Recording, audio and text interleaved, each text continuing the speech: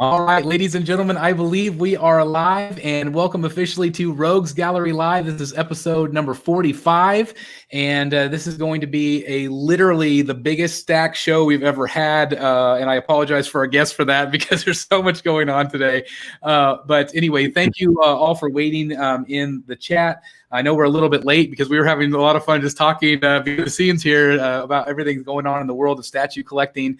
But today we have a very special guest on the show because we are celebrating a Tweeterhead's anniversary. So we have all our guests here in just a second. We also have a double live giveaway. We're going to be announcing those winners tonight. And then in our second hour, we're going to have our live reactions to the Prime One Studio event that is happening tonight. So a lot going on.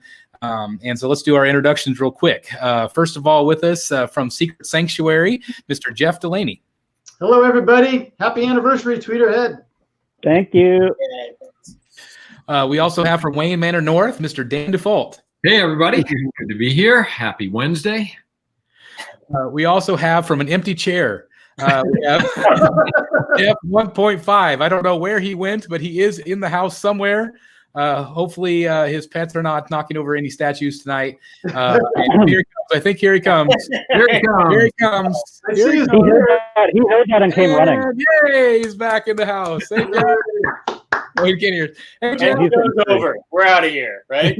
I was just introducing you and your empty chair.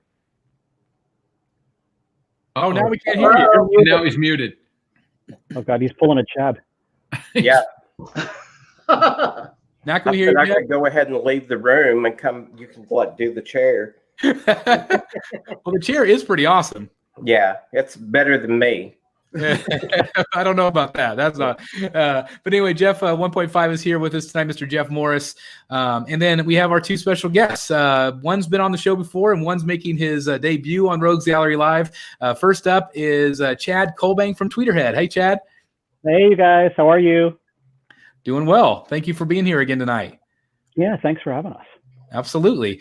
And then last but certainly not least, I've wanted Dave on the show for years, and I am so incredibly happy that he's here. He is a big part of the statue community, whether he's working for Sideshow or Gentle Giant or now Tweeterhead. Mr. David Igo is in the house. Hey, guys. Thanks for having me, Chris. I was dodging you forever, and then you finally paid me enough to come on. Well, anyway, I'm glad that we forced you on the show tonight. That's very, very good. I always wanted to be on. It was always just a timing thing. So I'm glad to finally be on. And timing's everything. I'm glad to make my first one with Chad and talk Tweeterhead stuff because it's super stoked about everything going on. So yeah. That's really awesome. That's awesome. Well, anyway, I want to say real quick hello to some people in the chat real quick before we get started. We already have 71 people watching right now off the bat, so thank you guys for being here. That is really, really awesome. So let me go do this quickly here. We've got Harley Quinn in the house. We've got Crow 94. It's like having the Super Bowl and Game 7 of the World Series on at the same time. I'm going to have to be flipping channels between commercials. Yeah, with the Prime One event going on at the same time. Right now they're in their pre-show. So anyway, we got. We're going to drop a lot more secrets in them. Hey, Chad, should we make some new line announcements right now? We're in our pre-show now, too. You're just not watching the right channel. That's right. That's right. Lots of good surprises tonight. I love it. I love it. We've got Levi in the house. We got Joe Latore is here. Thank you very much, Joe. And again, thank you again so much for the giveaways. This is so awesome of you to do this tonight. Very awesome. And my thoughts are with you tonight as well. Cyber Bat World is here. We've got Nathan Chaffman. A Dark Ranger 7 is here. Hey, Kevin. We got Thornton Applebottoms in the house. Greg Folks is here. We've got Martin in the house. Let's see. We've got Edwin Diaz. Let's see. Bats in the Belfry. I like that one. That's a good name. Got David Graham. Good name, David. Woo! Got James here. Let's see. We got Gabriel Gutierrez. Matt T is in the house. We've got B. Alex Thompson here. Collectors Therapy, how's it going? Let's see. Collectors Therapy, that's something everyone needs, right? Yeah. We've got Mr. X in the house. Hey, how's it going? Am I censored? I see nothing. I don't think you're censored. But Extreme Collectibles is in the house. We've got Hugo Cardoso. Let me see anybody else.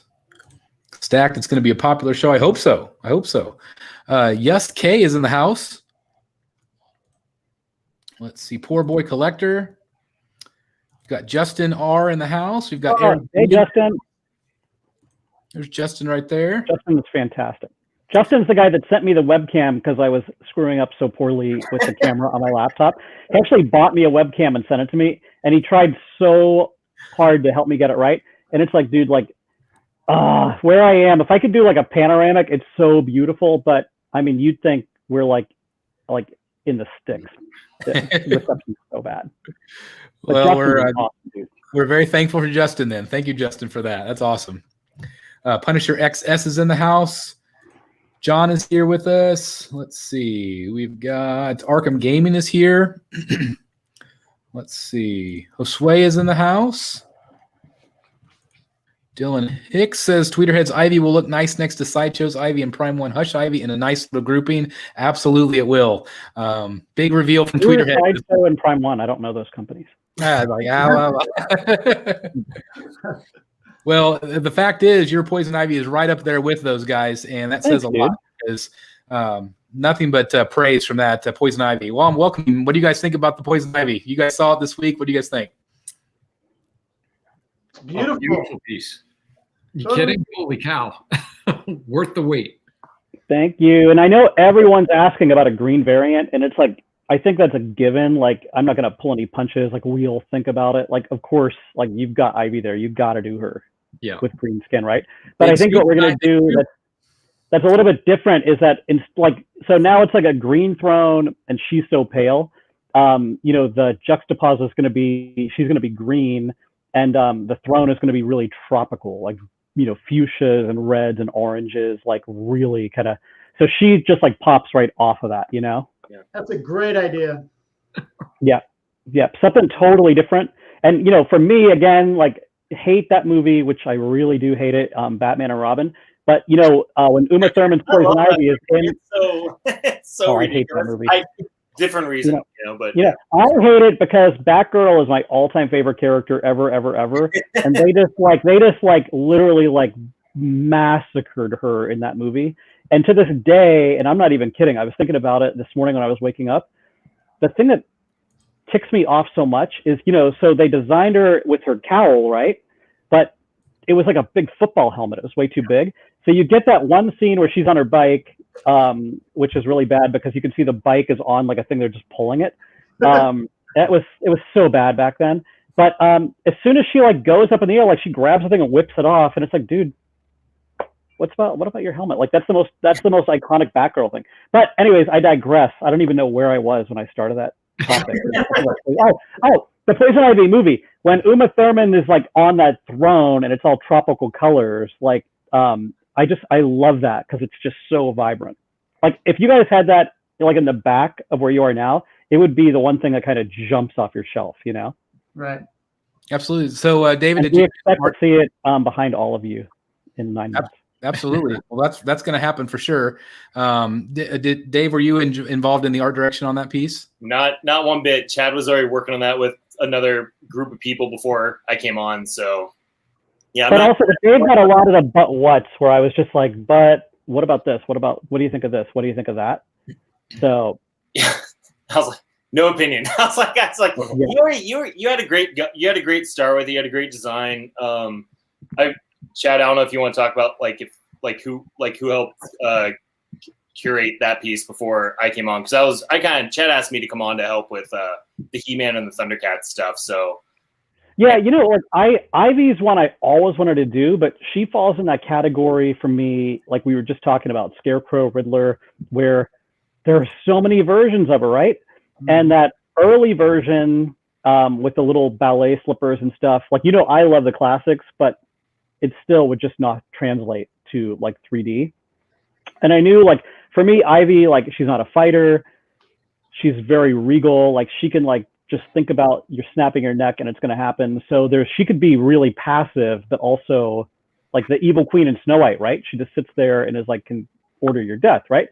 So, I started working with a couple people, and it was like kind of feeling good, but then it was also feeling like she was kind of sitting in her office chair, like it was kind of strange. So I hit up a friend of mine, Walter O'Neill from Sideshow, who redesigned the pose, the base, came up with the plant monsters. And then I was like, okay, this is Poison Ivy. Like, this is like, she's ready to do some damage. And if you pay attention to, like, you know, she's petting this one so that your attention's over here. And we designed this plant monster back here, almost like a rattlesnake. Like, it's kind of just in the background. It's the one that's going to strike you because you're just so, like, over here with this thing going on, you know? So I think, like, the photos, which I was worried about, because in person it translates really well. But in photos, I didn't know how it was going to do. And our friend Jeanette shot all the photos of Ivy that you'll see the full gallery. And some of the photos are just stunning, like beautiful, beautiful, beautiful. And also, like, I think I told Chris or Jeff about it, is like with Ivy, I always think of Anne Margaret. I don't know if you guys know who Anne Margaret is, like mega superstar. But Anne Margaret, to me, is still like one of the most beautiful women ever. What do you say? I was just kidding. Like, everyone's like, yeah. I'm like, oh. I don't know Anne Margaret. David, go. You should Google, while we're talking about this, Google Anne Margaret in Kitten with a Whip. But I have always seen her as Poison Ivy. She's got the red hair. She's so sexy, the super pale skin. So the first few people I showed Ivy to, they were like, oh, that looks like a 60s actress. And I was like, oh, like, that's exactly what I was going for. David, did you ever see Grumpier Old Men? Yeah. She's in that. She's the redhead that comes to town. Oh, awesome. First movie. Yeah. Yeah, dude, this makes Googling it now. Yeah. She's a bombshell, man. That's awesome. We're all old enough. He was a bombshell.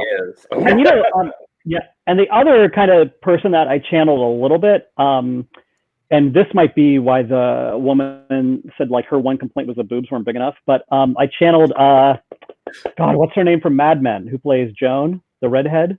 Oh yeah. I don't know what her name is. I don't know if you guys watch Mad Men or not. Christina Hendricks. Yeah. Christina I mean, Hendricks. she is so drop down gorgeous. She was at the airport once when I was there. We were both at the bar, and she was like 10 feet away from me. She's no gorgeous. freaking way. Like, she's awesome. Yeah, no, she was. Yeah, that was like 5-6 years ago. Yeah. And I'm sure that her Mad Men role was inspired by Anne Margaret as well, just because of like the hair, the look, everything. So it's like both of those people are getting it, which I'm kind of loving that. That's awesome. That's awesome. So people are asking right now in the chat. I'll let you guys answer that. I already know the answer, but I'll let you guys answer. When is Poison Ivy going up for pre-order? It's going to be between June 1st and June 6th. You mean October? October? Oh, not June. Oh my God! You know what?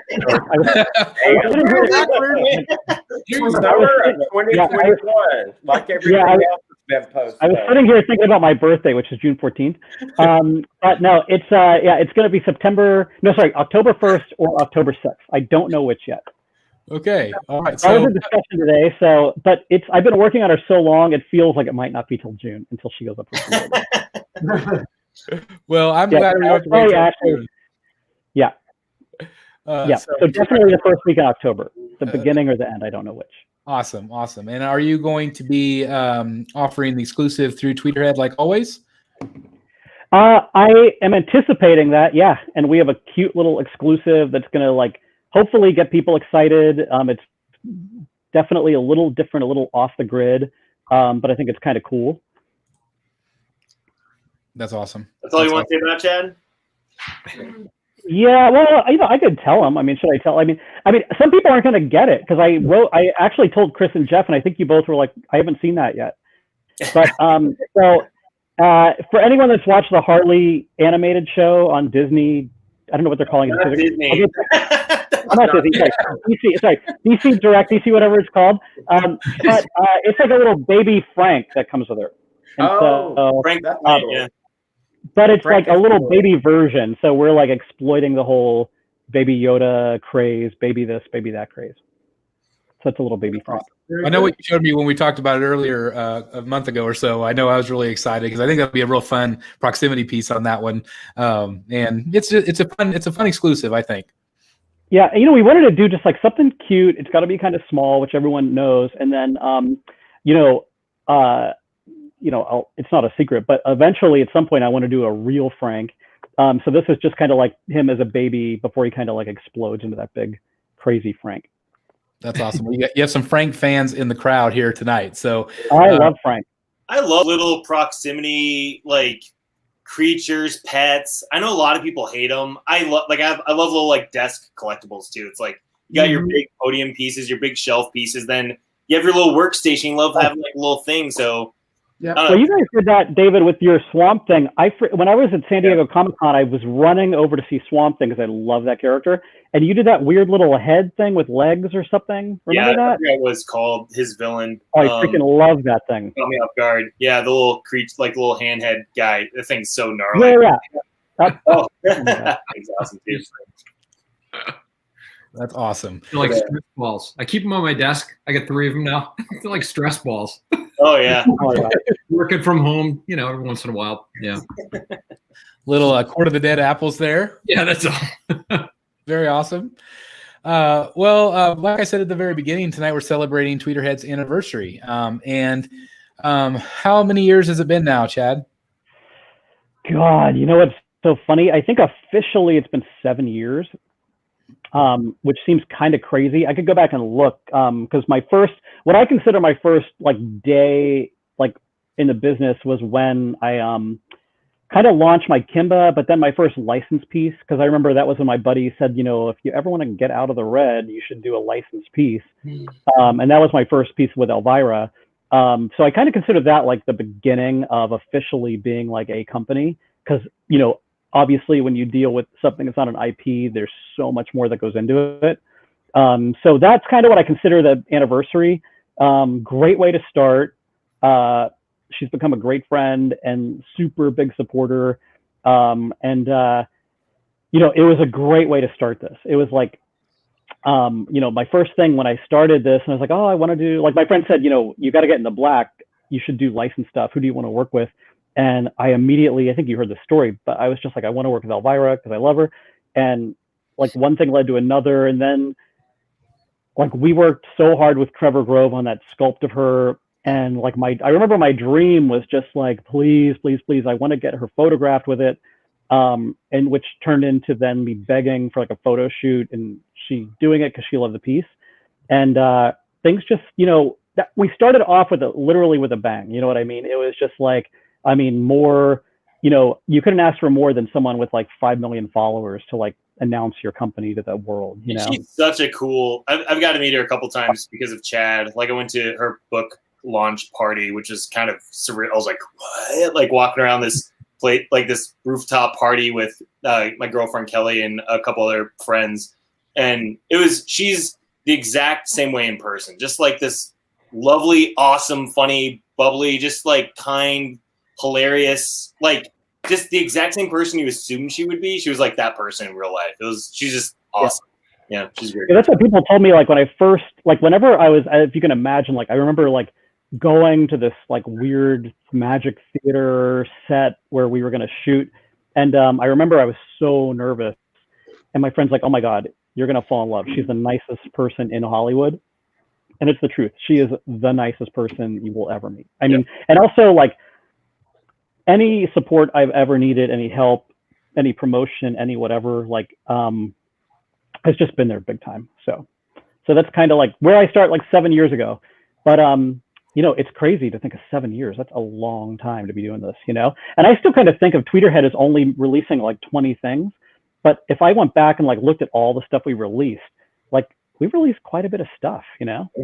So I was just going to say, like, whenever I first think of Tweeterhead, I think the first things that I saw were like the Munsters pieces, and some of those that you did. And I think a lot of your original pieces were kind of that classic TV line, that feel, that classic feel. And then you slowly kind of transitioned into a little bit more pop culture, with comic books and things like that. How did that transition happen for you? It's so I started off thinking about things that I personally love, and I love the Munsters. And it's no big secret, I would love to revisit the Munsters again, like different pieces, different scale, maybe just really something different. And it was like the Munsters, and then I was a little late to the Batman 66 relaunch, when that happened. And I begged Warner Brothers and begged and begged. I begged until they were like, my contact at Warner Brothers was like, "You're becoming that guy." Like when they say Chad's on the phone, they don't want to like pick up the phone, because I was just begging, right? And I was like, let me just do it. I even called another company that was making 66 stuff, and I said, I'll do everything. I'll pay for it. I'll art direct it. Let me do this. And they're like, are you nuts? No, get out of here. So I started doing that, and then it was like little by little, I was like, well, I love the Dick Sprang Batman stuff.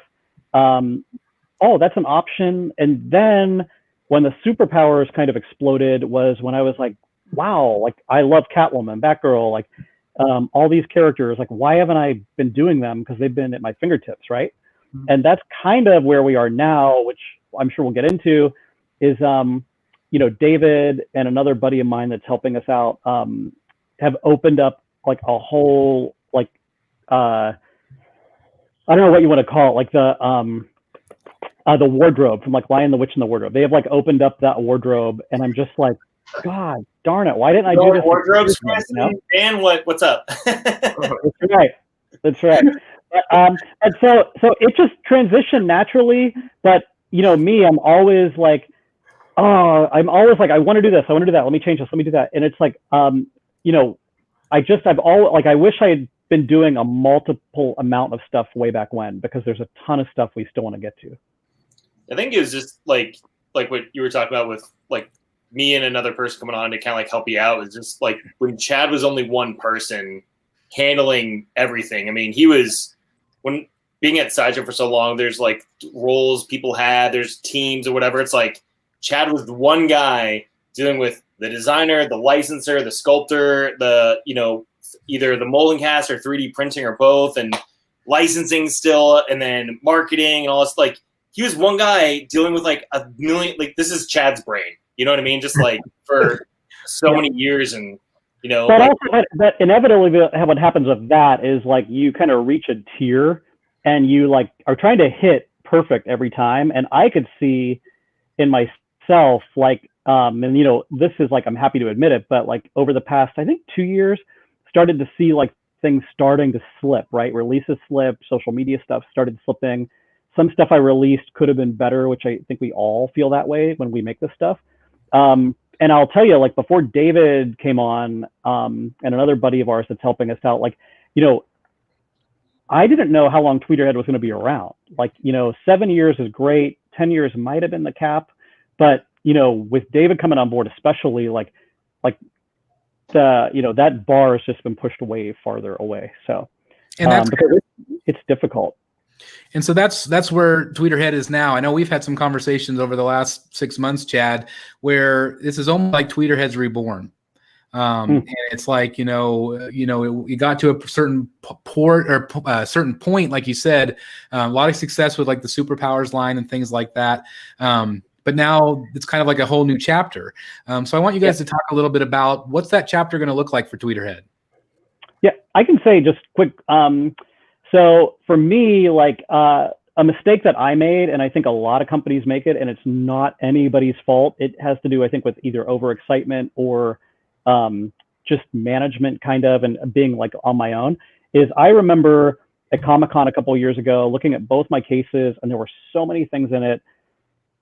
And so many of them were like either on pre-sale or not on pre-sale and not in production yet. I was just kind of like, oh my God, like, how am I going to get this to fruition, right? Like I have overextended myself to a point that I am literally drowning, and not in like debt or anything like that. It was drowning in like hours in the day to get this stuff done. And so I realized that at Comic-Con, I think not last year, not this year, but at Comic-Con last year, like I had my Shazam out, I put my Cheetah on sale in September, and then I was like, I need to take a break and get caught up, because customers can only deal with like late deliveries so often before you start to get a reputation, and it can be super difficult. So that's when I alluded to, like, I don't know how long Tweeterhead's going to be here, but I just said to myself, like, A, I can't keep hosing people every month for pre-orders. B, I need to get stuff here in America, shipped out, make sure you guys are happy with it. The product is beautiful, which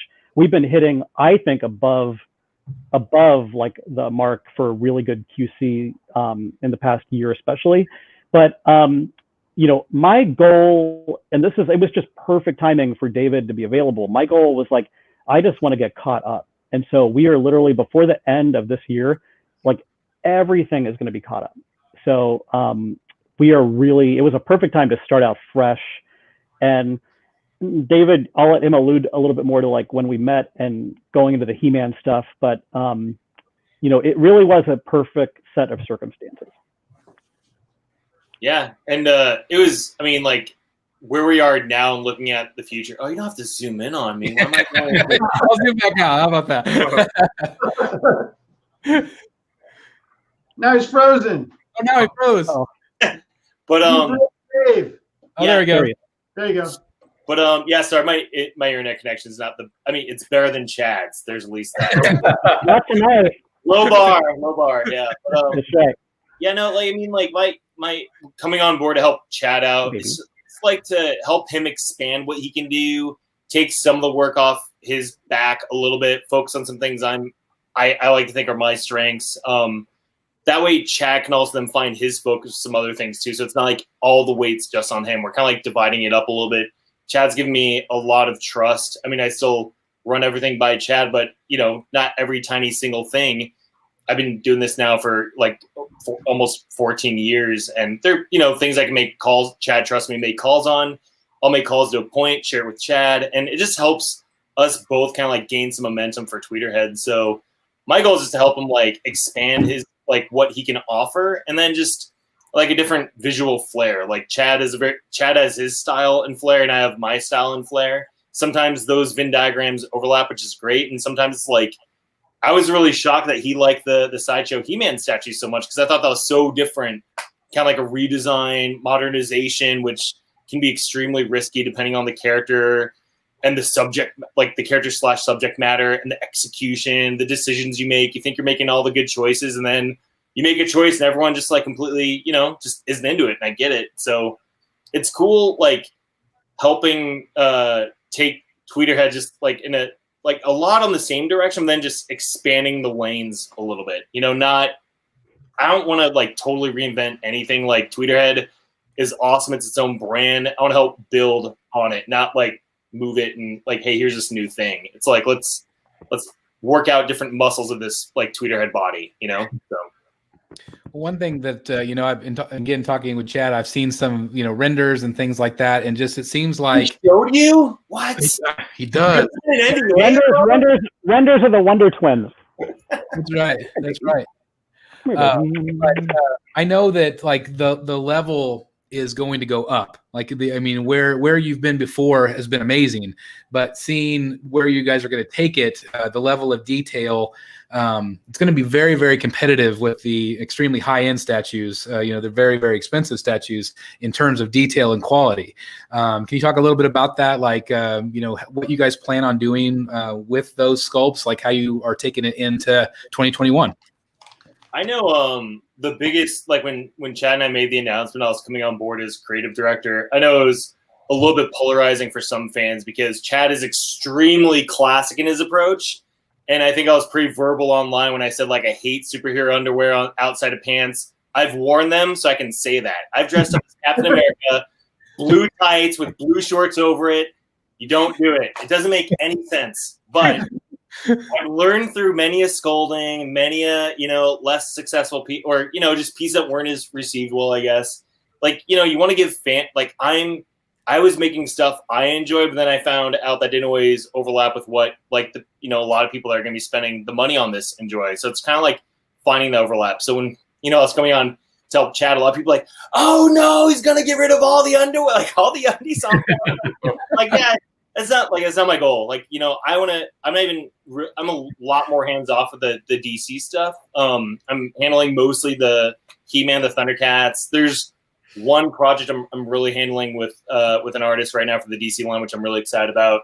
And then everything else, I kind of have just like a 30,000 foot view. And when Chad wants feedback or like a recommendation for, you know, an artist maybe that he hasn't worked with before that he might not know of, it's kind of like, I like making those introductions to kind of like, hey, this might be bring a new flair to the classic feel. So I I very much, again, going back to like what I said earlier, don't want to like make Chad feel like he has to reinvent the wheel. It's like, dude, Tweeterhead was successful for a reason, and let's just keep building on that. So I think a lot of people that were bummed about superpowers not officially continue, like superpowers proper, you know, we still very much want these to look classic, you know, but then just like push a little bit more to kind of meet the modern collector aesthetic, and that's pretty much, you know, the short of it, I would say. I mean, we talk about it on the channel. You know, everybody knows my collection from the Sideshow Premium Format DC line. And I have slowly over the years, so actually within the last year, I've taken all the old pieces and I've replaced them with the newer pieces. It's not to say that the older pieces weren't still fantastic, but it's just the level was upped just a little bit. And, you know, there's just that little bit more of a realistic approach. And I would assume that that's kind of the way you guys are heading on some of your pieces. But like you said, I really like the example you gave of that Venn diagram.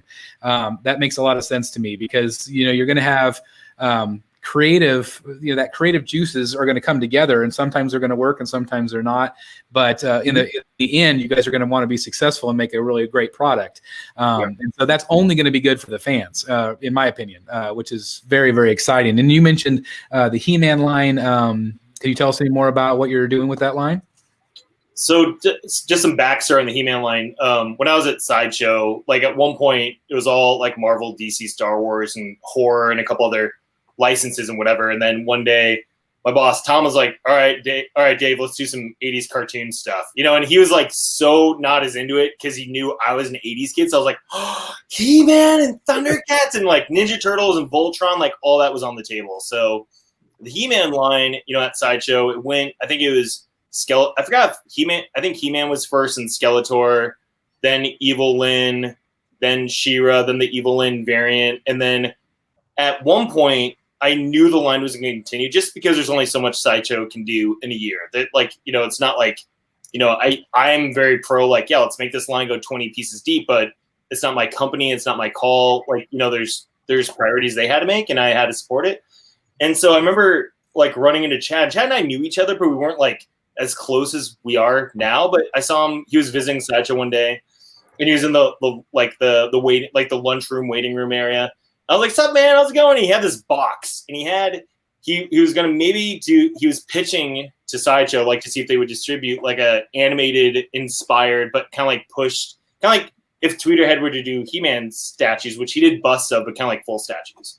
And I was like, "Oh, dude, I would love you. Like, I wish I could work on this with you because, you know, our line I think is coming to an end." He's like, "I love your line. What the? Why? Like, what?" I'm like, "You should do our line." He's like, "I wish it." So then it was like, so we just like put our lines together, and Chad was super excited. I was super excited. And that was probably 3 or 4 years ago. Maybe 3 years ago. Working on that license, because it went through different channels because, you know, He-Man's one of those weird entities where it's like, it's evergreen, kind of like Batman and Superman in a way. Like, there will always be He-Man, right? But it just goes through different levels of popularity. And, you know, it just so happened that whenever we started talking, it was lukewarm, and then it got kind of hot, and then it got really big again, which, as you guys know, it's big. Which made it, like, it was like technically owned by Mattel, but Universal had, I believe it was Universal had the rights to produce statues. So when Sideshow made it, it was underneath the Universal umbrella, and that's when Chad came on. Oh, go ahead. Yeah, and that's what. So yeah, Universal had it, and like, you know, I feel like, and again, like what I said about a couple of the statues behind you, Chris, is like, I feel like that Skeletor that Sideshow did is one of the best statues ever released. Like, it looks like it could go to set and be in a movie like right now. And so I was like thrilled even at the suggestion of being able to do that, considering what I had done in the past. But it was like, okay, well, let's test the waters and let's do Orko, which is like crazy, right?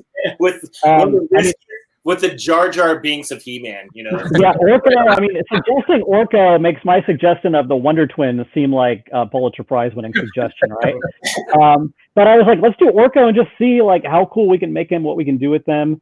And you know, the proof is in the pudding. He looks so cool. You know, Matt Black sculpted it. Nate, designed it. Like, it's so good. So then it was like, let's just see. So we pursued the license, and it just so happened like when we were that close, things changed a little bit. So we had to kind of go in a different route, a different channel to pursue it. But, you know, knock on wood, like we've got it. And like you guys, I mean, David's talked about it, but, you know, like Tila is coming down the pike, Trapjaw is coming down the pike. Like there's so many just awesome things we're working on. Yeah, and the thing that's the hardest for me, and I feel like this is like, you feel like you've become an adult in a way, is when you are like, I want to make this, this, this, and this. And then you look at it 2 years, you're like, we can't make 30 He-Man statues in 2 years. Like, you just can't. Like, I want Snout Spout sooner rather than later. He's my favorite character. But, you know I can't do Snout Spout right away. We got to hit, like, all the main, like, big guys we haven't done that weren't produced previously. And, you know, I've soft talked about this on Statue Forum. I think Chad talked about it on Facebook, too. Like, we intend to eventually revisit, like, do a new He-Man and Skeletor, because you got to do another Batman and Superman. Oh, like, you got to do another Wolverine and Hulk. You know, you can't just, like, all right, they're done. You know, it's like you got to revisit the big ones. So yeah, and Evelyn, I'm dying to. I know exactly what I want Evelyn to look like. And so that's something where, like, you've got to hit Evelyn. Dave, should I talk about Scareglow or not? No, maybe not. Okay. Anyway, so but the He-Man fans, I promise you, like, you're gonna love, like, you know, it was a little bit of a slow ramp up just because of COVID, and it's been a weird year. But there's some other He-Man stuff before the end of this year that's gonna knock people out, and then next year, I mean, you know, we had bigger ambitions this year, and then because of COVID, because of, like, the new relationship and building things up and working on a new relationship too with Mattel, because we're now working directly with Mattel. Like, our original ambitious year for He-Man, kind of like some things got pushed out of the year, and I think Chad and I have talked about, like, we both think it's for the best. Like, we wanted to have totally for the best, like 3 other pieces up by now, and, like, it would have been cool to have more out, but we also realized with COVID, with, like, re-envisioning Tweeterhead, bigger picture, we can't rush too much, because then something might slip, something might not be as good. You make a decision you regret. So some things had to move out, but I'm super jazzed about, like, how we're gonna wrap up this year. I think besides Hordak's minion, which is the little bat dragon guy. It's just funny how he had, like, the original toy had this little bat shield thing, and Chad and I were like, let's make a statue of that. Like, dragons are awesome, so we just did, like, a bat dragon version of him. We just got the finished painted prototype of him this week. We're going to be photographing him, and he'll be going up for sale hopefully right after Ivy. I think we're going to aim for, like, you know, the 3rd week in October. Like, I think the 15th, maybe. Yeah, I forget what date it is exactly, whatever that Thursday is. And then we have 2 other pieces we haven't. I mean, Chad kind of mentioned one, but we have 2 other pieces we haven't officially announced. Like, before the end of the year, that one is kind of like expanding on the 5th scale statue license in a cool way, like, and then the other one is, like, something that Chad's never done, Tweeterhead's never done, and I'm super giddy, but I want to, like, spill the beans, because I think it's one that's gonna be a lot more impactful when we have, like, some art we can share to go with it. But I do love the fact that Chad dropped Scareglow, which everybody in the chat's going crazy for. I don't know what you're talking about. Because whenever you would be on Sideshow Live, you were my favorite guest ever. Because you would always drop at least one drop hint somewhere in the show. I loved it. Yeah, no, it was just, it's fine. So, like, whenever people talk about me and Chad getting together, we're, like, in a lot of ways the same person. Like, we're both, you know, goofy, weird, like, you know, like professional, you know. And then we both, like, spill the beans a little bit on accident or intentionally, but we didn't talk about that. Oh, I thought we totally talked about it. I have no secrets. I'm just, like, I am an open book. Like, it's just, like, which is not a great thing sometimes, because it's like, yeah, this, and then something will get shelved or pushed back, like those Wonder Twins, and people still ask, hey, when are you going to show them? When are you going to show them? But I will say this, though. So many companies, and for whatever reason, I know that they have to be, but sometimes those secrets to the collectors are hindrances, because if you are on Sideshow Live and you drop a hint, or Chad's on this show and drops the hint, that creates a lot of excitement. And it gives the collector an idea of, okay, what direction they're going to collect in.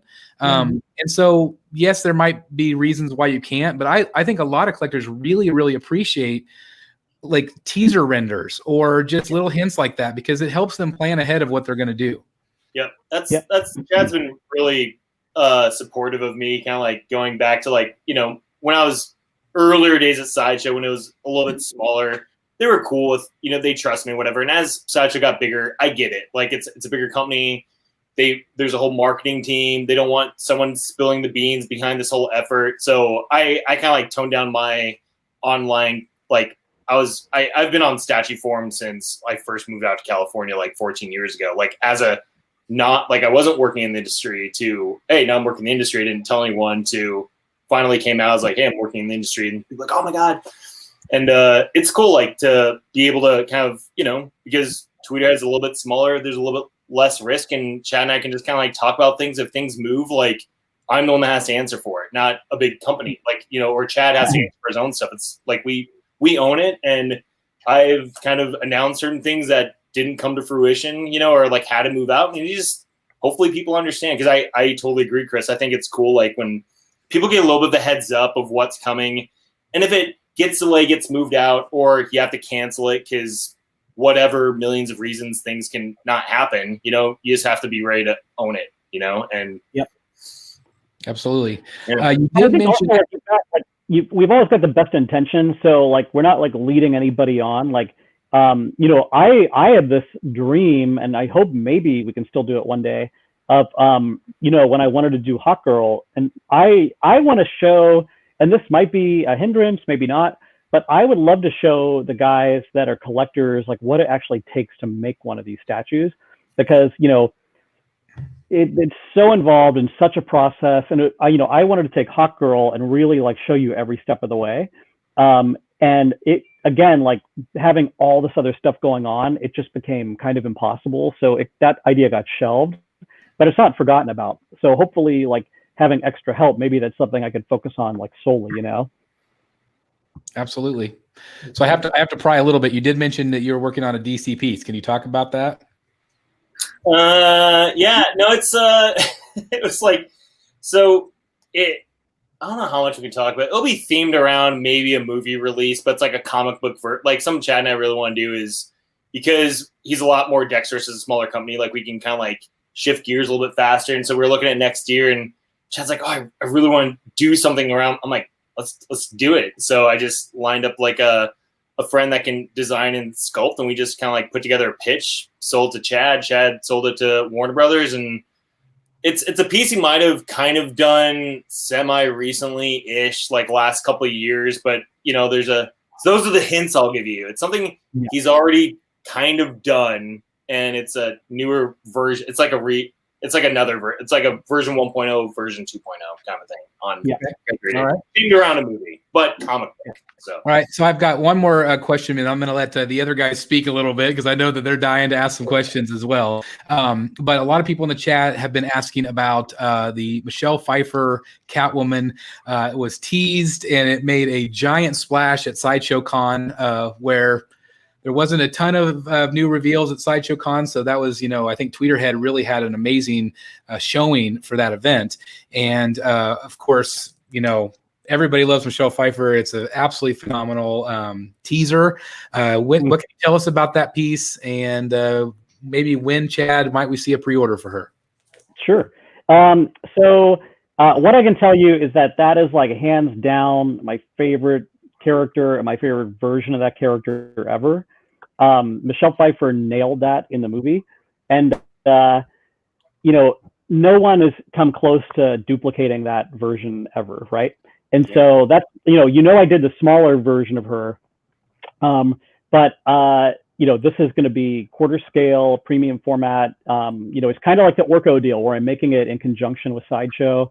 You know, what I can tell people is that, and David knows this also, is like, just like I keep going back, and we just kept tweaking it to make it absolutely perfect. And, you know, you know, one of the sculptors on board actually sculpted her cowl for the movie, and fitted it to her. So we have that. My other friend made all her claws in real life. So we've got all of those files to look back on. So like, I just want this to be kind of like up until this point, like the piece that I am most proud of, and I can tell you, like, it blows me away when I see it. That was a fun how that kind of got started too. Sorry, Chad, not to interrupt, but like, my back when I was at Sideshow, and like Chad and I were in the early days of talking about the He-Man stuff, because Sideshow was very awesome about giving me their blessing to help Chad with the He-Man stuff while I was still there, so it was like an easy transition. But Chad and I were at Comic-Con 2 years ago. It wasn't last year's Comic-Con, was it, Chad? It was the year before that? Year before, when we were at the Del Coronado. Yeah, we're at the Del, this hotel, like really nice hotel, having dinner right on the beach. And I see my buddy Jose and Jose Fernandez, who owns Ironhead Studios, and he was just walking by, and I was talking to Chad. I'm like, Chad, you got to meet my buddy. I love like introducing people. I don't know. One of my favorite things is just like introducing people. So like, yeah, meet Jose, and we're talking. I'm like, Jose owns this company called Ironhead Studios to do effects and stuff. I'm like, and Chad's like, oh, it's awesome. They're talking. I'm like, wait, you love Michelle Pfeiffer Catwoman? Chad's like, I love Michelle Pfeiffer Catwoman. Jose's like grin just got bigger. I'm like, that was Jose's first job ever, was working on that costume. Chad's like, what? Just like on and like, we have to talk. We have to make Michelle Pfeiffer like at Comic-Con. But also, if you could take like that, just that one statement, his first job in Hollywood was sculpting like the most, because that movie was like the most blockbuster anticipated movie since the last Batman came out, and like his first job ever was being hired to design Michelle Pfeiffer's mask. Like, how freaking amazing is that, right? And so there's a lot more. You'll hear a lot more stories as we come up to the pre-order and as we see more of her. But for me, like, she is going to be really hard to ever top, because it is just like, for me, it's the epitome of what I would want to see. Like, I don't know the pre-order date immediately, but I know it's in the fall. I can tell you it'll be in the fall. And probably similar price points to other premium format scales? I think so, yeah. I think so. I mean, she's a chunky piece because it weighs a lot. Like, nobody's seen what the pose is or kind of what she's up to, but it's a pretty hefty piece. Did you want to ask, I know we talked a little bit about before the show about the base. Did you want to mention that to the crowd and get some feedback? No, I think we actually solved my question. Okay, well, that's good. I think we're good, yeah. No, I won't divulge that. Well, that's perfect. Well, I know that this is going to be a giant hit for Tweeterhead, and I'm so excited that you guys were able to do it in 1/4 scale. Like, how did you work that out with Sideshow? Because usually they're kind of the king of 1/4 scale license. So how did that come about? So, Sideshow, like David, my other friends that work there, like, it's like we are family. And one of the beautiful things that's afforded me is like, just like being able to collaborate and say like, hey, I'd love to do this. But it's going to be so much more impressive. I hate to say that, at quarter scale. And it's like really paying, a real homage to this character. And like with Orko, it was something that they were really happy about and happy to work with on it. And with Michelle Pfeiffer, again, it's one of those things where I've just been so fortunate. Like, I mean, it's kind of the Sideshow I'm doing what I'm doing. I mean, I would not be here if it wasn't for Matt Black, my friend Amy, a couple other folks at Sideshow. Like, this was just like, I was just like kind of like wading into the water, and they really helped me out. That's some they're great. I mean, it's just great. It's great to be able to say like, hey, do you mind? It's like, and it's their license. It's, I'm making it for them. But it's their quarter scale license. But yeah, it's been awesome. Some people are asking if there will be possibly more from you guys in 1/4 scale. I don't know, to be honest. I'm not playing coy at all. I honestly don't know. I would love it if there was, right? Yeah, it's like, how this goes, how Sideshow responds, how the collectors respond, and if it all goes well, I know Jen and I have like talked about like hopes and dreams, but it might be cool to find like carve out a spot where it's like maybe one piece a year where it makes sense to kind of like, where it makes sense, So yep. A special piece. Yeah, not we're in crank mode in the current licenses chat, so it's not like we've got a lot more, and then we're like, fuck, how do we get all this done? Dang, how do we get all this done? What? Who said that? Yeah, that's awesome. Well, I've hogged the show. So other gentlemen, if you guys have any questions for Chad or Dave, I have a question. Yeah, go ahead, Chad. I heard that Michelle Pfeiffer approved the likeness on the piece. Is that right? Yeah, so she has to approve. That's nothing special. Pretty much all celebrities that have licenses with studios, they have likeness rights. So everybody, like even with like my Munsters, like Butch Patrick got to approve his Eddie Munster statue. It's just part of what comes with the territory.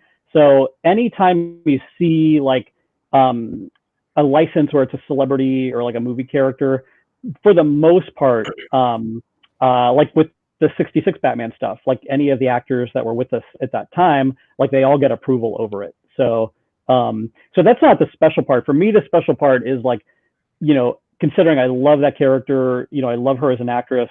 It's pretty great to hear that somebody likes what you did of them. That's kind of interesting, you know, even if it's nothing personal, it's just approved, no changes. You're still like, awesome, that's fantastic, you know.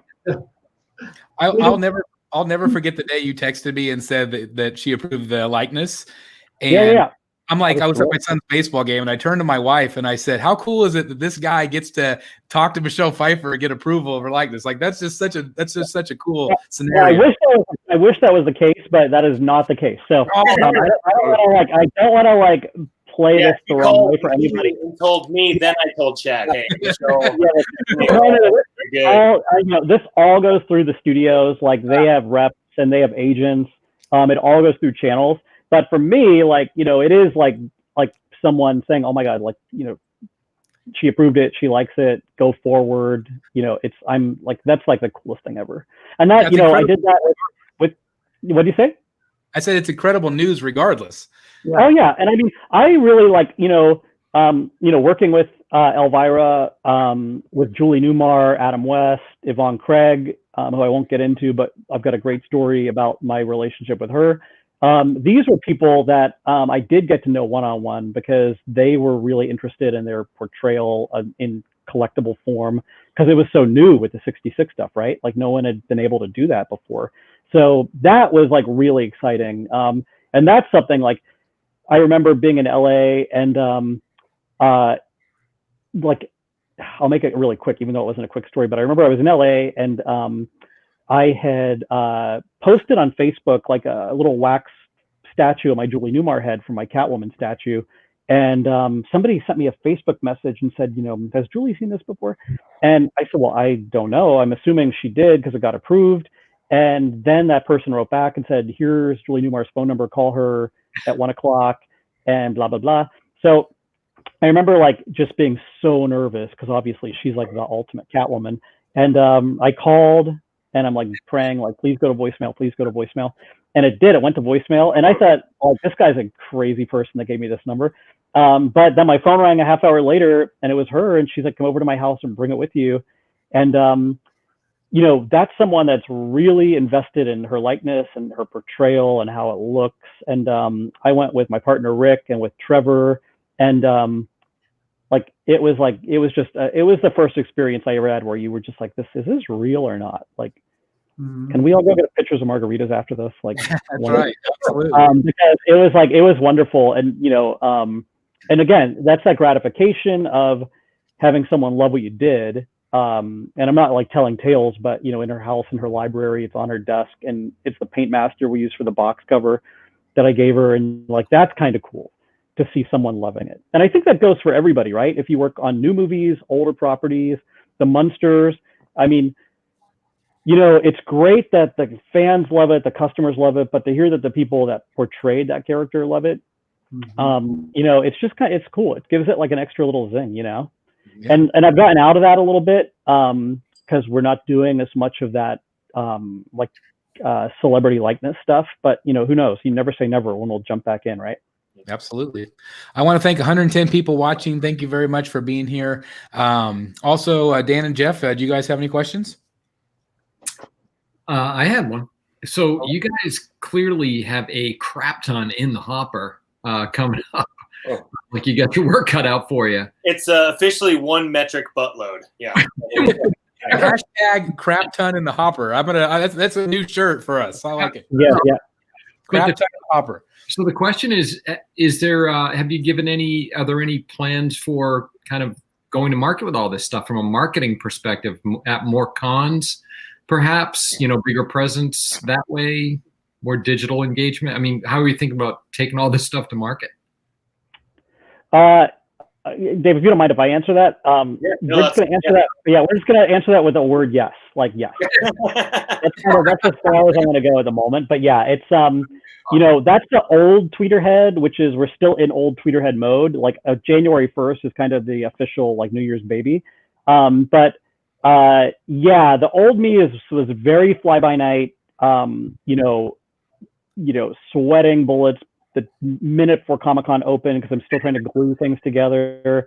That was a beauty of having Dave on board and our other buddy on board and some, folks that help us out. Like, it's just like, it is just this big stress relief so we can focus on like, hey, when would we like this to be on sale? Let's work backwards from there. And for me, that's all brand new. I mean, someone today said to me, do you have like anything that like compiles like a schedule of when this should be like photographed and this should be whatever? And I'm like, absolutely not. Like, do you have that? Could I have that? And so she's got that. So I'm so thrilled. But it's really that was the old me kind of jumping into this business was like hoping customers, fans, like just, I don't care if you buy the stuff. Obviously I do if you buy it, but I don't care. I just want you to be invested and like it. Yep. Whether you buy it or not, I still would love your opinion on it. But that's where like, you can only be like so loosey-goosey for so long again, right? Before you either play with the big boys or you are just kind of like, I hate the word hobby, but kind of like what Tweeterhead used to be, right? Like I worked my butt off, but I started to get in the deep end of the pool where it was hard to keep up, and then trying to manage deliverables as well as, production stuff. And then the photographs, it just was like, but that being said, I think that, if things go the way we have it planned, there's more stuff coming out in the next 2 years than probably the past 4 years combined. I mean, there's a lot of stuff. Wow. That's awesome. And Dan, a lot of times too, it's you plan wide, you look at it, and then you kind of like trim in accordingly. And when Chad and I did our first pass at the 2020 next year's line list, it's like we looked at everything individually, and then when I put it all together, I'm like, Chad, it's too much. All right, like it's this many. How do we get down to like this many? All right, then what do we move out to next year? And it's one thing like we just start. All right, cool. Let's digest this, knowing we probably won't hit all this, but maybe a few things move up. But like, let's keep some pressure on this to try and get as far as we can with a lot of this stuff. And then you start with design, see how we're doing in terms of like who we're working with on designs, then the sculpting pool, see how we're doing with the sculpting pool, and then see where the bottlenecks are and how we address it. So we're kind of like, we're flip a switch where we go from like 0 to 100. We're trying to like rev up the car, like, accordingly. And if something's like, again, like what I mentioned kind of earlier was, we had bigger ambitions originally this year for in 2024, the He-Man license, and some of that stuff just had to move out. A lot of it was because of COVID. Some of it was just like mine and Chad's new relationship with Mattel. And things just had to kind of like healthily move out, and I think it was for the best. And that some of that might have to happen next year too. But no matter what, we're like we want to be ambitious. We want to try and like be realistic about it, not like we're gonna do everything, girl. Absolutely. And the cool thing about David is like he's just brought so many people to the table that I didn't even know existed. And it's kind of funny when this world expands and you find like so much familiarity with other people that are sculptors, designers, artists, painters, photographers. I mean, the one thing I'll say about Dave is, I mean, there's nobody in this industry that knows as many people as David does. Like seriously, he has gotten like so often from me, like, do you know anyone that could do? And he's like, yeah, hold on, like that's my buddy. I'll get a hold of him. And it's just kind of like really, and I'm not just saying it, like really the well just opened as far as like just lots of people. And the thing that I don't do a lot is David's like always out scoping around too, right? Like there have been a lot of people that you'll find that are just out there looking or showing their stuff off, and you're like, hey, let's see. There's like even one I was really excited about was, like you always kind of like start with people or know of. Like it's just anything, right? Like, hey, we need to like, well, what, like who are the resources available to me that I'm aware of? whether I get along with them or not. Like, it's like who's out there that we could work with. And sometimes there's like an opportunity, like one artist that kind of like announced it when we announced it with the Thundercats line, which I don't know how much we can talk about yet, but Chad and I are doing stuff with Thundercats, which we made the announcement for, and the artist we're working with, he's never worked in collectibles before, Geo Nakpil. And he's one of those guys, like, I think a lot of people in the collector community and the statue community don't know of him, but every sculptor that works digitally knows Geo. He's like the artists look up to. And I've been a fan of his for a while. I'm like, have you, like, and we talked when I was at Sideshow. We were trying to figure out a project at Sideshow, just timing never worked out. So I came to Tweeterhead. I just, I was like, hey, I'm at Tweeterhead now. You want to do some statues? He's like, yeah, I wasn't kidding. Let's do. So like, we're working with a guy that's never worked in collectibles before, and he's a man. He's here in San Francisco, so I love having kind of a local person. But also, like the other day, he was on video, and he was like he got an introduction to something on video, and just a list of credits just went on and on and on and on and on. And I was just like, whoa, dude. Like, and I wrote him like, I had no idea. But, Dave, do you want to, should we say who the first Thundercat is, or do you not feel comfortable with that? No, you should go. You should do it. It's your. So the first character is going to be Panthro that we do. So hopefully there's some Panthro fans out there. I wanted Snarf to be the first one, but like Orko, Snarf, Mama. It's just gonna be Snarf and Mama. That's it, and then Burble, right? That's right. Yeah. So Panthro, but so Geo, Panthro just looks so freaking cool, like just amazing. And part of like we just want people to get all of Thundercats. You know what I mean? So it's like. It's hard to start a team sometimes and not be able to finish them, and it's like we just want people to get Panthro, Wily Cat, the rest of the gang, Yeah, Geo, going back to the artists and stuff, like there's so many people out there now. And I remember when I first started working at Sideshow, things are still mostly traditional. And when things went digital, and there's a whole like thought process, discussion, debates on digital versus traditional, which I think has drastically changed. Everyone's perspective on that, but it just opened up the talent pool infinitely, like who you can work with. That like back in the day, and I love all these guys, and I still work with like a lot of them. But there's always the same like 6 or 8, and they're awesome like traditional guys. But now with digital, it's like the list is endless who you can work with. There's always like new talent coming out, fresh energy. I there's a lot of guys like I love, and sometimes there's like they're not as into the subject matter, and you want to find someone that's like, Thundercats, I love Thundercats, and that's like the energy you want to bring to a license and to a statue. So it's kind of cool working with these people. We've had that a lot actually with a few people, like throwing out like a DC character and they flip out over it, right? Or Thundercats or He-Man. Like, I mean, that's the one thing for me, because I told you, like, I grew up on DC and He-Man. It's like, the love for He-Man, it is kind of crazy to think about when that product was launched, the year it was launched, and the fact it has still got like such a passionate group of fandom. I mean, look at PowerCon. I mean, like, what other like animated series toy line, has generated its own convention, Yeah. I mean, with like tons of people that go, right? And this universal love of it.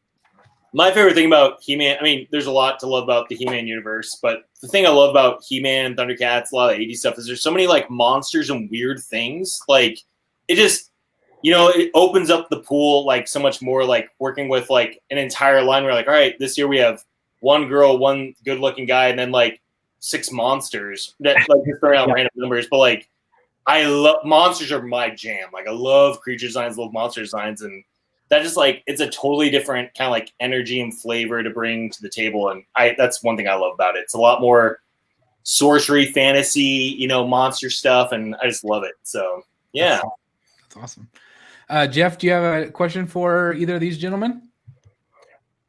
What are the chances of continuing Batman movie stuff in quarter scale if the Michelle Pfeiffer does really well? So to the question about quarter scale, I don't know. Like I cannot answer that except for saying I'd love to. I don't. Penguin would be good to go with that. What would? A penguin. Danny DeVito penguin. Oh, Yep. It's funny when I think of like movie characters and comic characters, like Michelle Pfeiffer, Catwoman, Danny DeVito, Penguin they're the pinnacle. Like you can't get that. Like you can have your favorite different Batman, Jokers are arguable as well, but like to me, it won't ever be better than those two for those two characters. I just Well, it was the best. Like again, like there was some magic that happened like in 1992, like with those characters. Like it was. I mean, I remember, and this is something I hope like we could do a show as Catwoman gets closer, where I can just like bore all of you to hell with my stories about my obsession with Michelle Pfeiffer's Catwoman. And there are some pretty cool stories. I mean, like obsessive compulsive. Look it up, and you'll see me with like Michelle Pfeiffer's Catwoman stuff. But like Danny DeVito's Penguin. Like I remember reading about them being taken to the set. It was like the first time ever they covered golf carts in white sheets because they were hidden, like nobody could see them. And I just remember the first time you ever did see them, like, what the hell is this? Or like this is off the chart crazy. And my buddy who did all the photography for it, he shot all of the, he worked for a pizza place and he was a photographer. And I don't know if you've heard of this guy. I'll talk about him down the road, but he basically it was just this synergy where he worked at a pizza place, Tim Burton's office, ordered pizzas. He put his portfolio in an empty box and he got a call like hours later and he got the job to photograph Batman Returns. Wow. And he was telling me stories about like just behind the scenes. And, you know, one of the stories is like Danny DeVito just stayed in character the whole time. So like they had a little over in the corner of the set, they had a little like 20 by 20 area where they just posed against like a black scrim. And like he said, Danny DeVito came by and pushed one of the lights over and hit something else. And it was just like a big nightmare. But he was just like, he was the Penguin at all times. Like there was no not being the Penguin, which God. I think it's super cool. Under all that makeup, you just get total freedom to just be a complete like nut job, you know? But yeah, I mean, it's something, it's not off. I never say never. For me, and this is just being brutally honest, is that collection of villains from the movies, like I just always see the big missing piece, which is Jack Nicholson's Joker, right? Which is like that's the one like I would move heaven and earth to be able to do a Jack Nicholson Joker. And is it him? David, is it Jack Nicholson? Is it him holding it up? Oh, I don't know, to be honest. I don't. Or is it? You know, I don't know, and honestly, like it's something I haven't looked into in a long time. But I just think, like, you know, again, like we have to be really sensitive, like when we talk about this stuff. But you know, he's not sitting around holding up me making a Joker statue, right? It's just the situation, and like times change. You know, there's just so many different moving parts, and there's new Jokers, and you know, sometimes it's like, you know, we want you to focus on this, you know, that's why I love the fact I got to do so much of the 66 stuff, because like, you know, I think there'll always be a market for that. Well, yeah, I think so too. I mean, those Tim Burton movies have turned in, again, that word evergreen, have overused it. But it's like, it's turned into something that it's got its own little universe it lives in that'll never change. Well, Batman 66 is just kind of, you know, when I was a kid, I never dreamed that a live action Batman could be any better than Adam West and Burt Ward. And then you had Michael Keaton, who everybody went ape shit when they cast Mr. Mom. Yeah. Every time they cast a Batman, everybody goes ape shit. Yeah. Because it's, you know, Mr. Mom is going to be Batman. It's never going to work. It's not, the world's going to end. Do you guys remember this newspaper? It was something I always got at Tower Records, but it was like really big, like tabloid size. It was called like Toy Collector or something. And it was like back before the internet. And it was just like, it was almost like classified ads for people selling toys. You used to find it in like B. Dalton bookstore. Yeah. And it was just like literally like black and white rag. And it was just like all these ads, like selling Mego Batman, selling whatever. And they were like little ads for little mom and pop shops. I think it was a monthly newspaper. Yeah. And I remember I was just flipping through it obsessively. And I looked in the back and there was someone selling like behind the scenes of the Batman '89 movie before it was even released. And I was like, you know, what the hell, I'll order it. And I did. And I remember a videotape came in the mail and it was just this blurry, it was a behind the scenes reel they shot for like television stations and interviewers and all that kind of stuff. But that was the first time I got to see, like, they showed how they made the cape and just all this stuff. But it was like the first time that, like you said, it was just like, whoa, this is a whole different universe, you know? Like really cool. I had a question for Dave.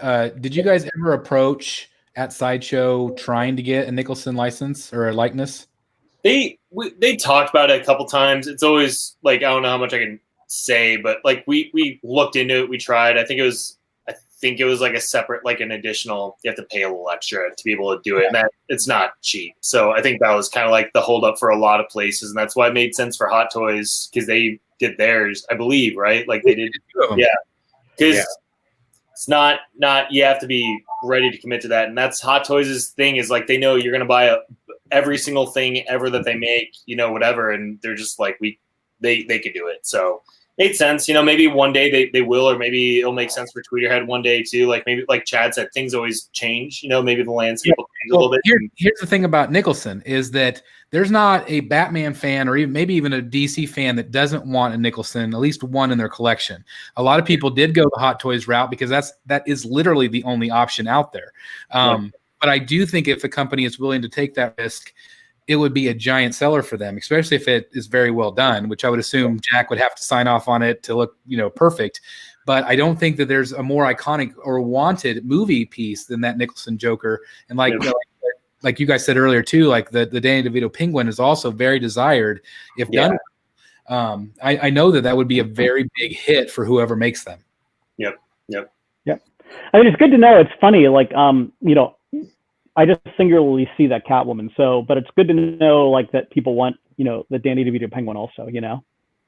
And really the only Danny DeVito Penguin is the NECA, you know, and a lot of people put that in their quarter scale collections, even though, you know, it's not a polystone piece. But and they did a really good job with it overall. But I think that if it was a good maybe a good quarter scale, or even, you know, a smaller scale, I think people would really love it. Yeah, NECA did a beautiful job on their Michelle Pfeiffer Catwoman too. I mean, that's I think it's a beautiful piece. Like, you know, obviously knowing the details, you always look at stuff like that, and I think they did a killer job. Yeah, you can't buy the Sideshow Michelle Pfeiffer premium format now. It's $1,000 and up. Oh, really? Yeah. I got mine. If you go on eBay. Give one away, Dave. Give yours away on the show. It's actually Kelly's, and Kelly is not big in. That's my girlfriend Kelly. She's not big into as much into collectibles, or she has she loves Halloween, but she loves that Michelle Pfeiffer Catwoman. So that's like, of all the millions of nerdy things I have in the house, that's like her one. And she's like, if you even move this, I won't. You know. Yeah. So he's not giving it away. Well. I have a feeling she's going to maybe be adding another Catwoman to her collection here. Chad promised me one, so I'm definitely getting one. You know, that's awesome. We're putting it here, so everyone. I can't wait for people to see it. Like, I'm so excited for people to see it. Like, it's like you know, that it's just I can't even keep talking about it. Whatever. Yeah, I'll talk to myself about it later. The photo looked like it's from the scene where she's on the bed. You're going to throw in the bird in the bird cage? Yeah. It's not from that scene. No? Okay. No. That'd be kind of, it's not from that scene, but it's a good guess though, looking at looking at the shot, I'd say that makes sense, you know? Yeah. From that one tiny skimpy picture. Yeah. But that one skimpy little picture got a lot of people excited. Yeah, you know, it's good. That was the biggest buzz on Facebook, bigger than anything else that was shown, period. That's really cool, because between that and then the day one sellout and the Hordak exclusive, it felt cool, coming on helping Chad right as he's you know, we're upswing. It's friggin' super cool, and I don't know, it's been fun watching Chad since he started that project kind of carry it all the way through and not rush it. You know, I mean, he could have easily said, "Oh, it's good enough. I have to call this done because it's a business," and put it up for sale. He's like, dude, if this is not right, and as people that work in this industry, when you're looking at the same thing all the time, you sometimes have to take a break and come back to it with fresh eyes. You go, like that's still off. That's still off. I've seen Chad do that. And I'm so glad he's taking the time and not rushing it, because it needs to be the best, you know? Yeah, because I said too, I mean, like, you know, there are some characters, you can't help it, but like you've got the deck stacked against you just to begin with, even at the concept idea, right? So, you know, Michelle Pfeiffer Catwoman's a perfect one. I mean, it's iconic character, you know, Batman's most beloved villain, heroine, whatever you want to call her. It's, you know, a wonderful piece from a movie. It's a beloved actress. Like any one of those components, you kind of mess up and like the cards just fall, right? So it's like there's so many things you got to get right. It was funny even when Chad was like, "All right, I'm done. I'm sending this to the printer." Like 6 hours later, no, I got nope, gotta fix this thing. He just he keeps pulling it back. He's like, "All right, it's done." I swear, if there's file names, it'd be like done or done. Done. Yeah. Done. And then done with a date. Gosh, done. You know, like that'd be like the file names for this thing. It's awesome. Yeah. Well, I cannot thank you guys enough for coming on tonight. And I'm so excited for Tweeterhead. I'm so excited for what the future holds for you guys.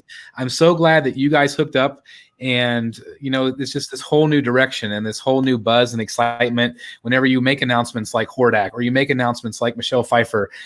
All these announcements have been met with incredible excitement. And that's got to feel really good inside, I would think. And, you know, you're not going to leave your core audience behind, clearly. You know, you're still, even though, you know, the statues maybe might not be as superpowers, it's still going to complement those two lines very well, I would assume. You know, because they're going to be the same scale. They're still going to fit together really well.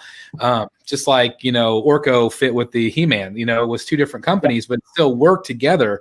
And so I'm just so excited for you guys. I can't wait to see what happens in the future. And it sounds like 2021 is going to be pretty kick-ass.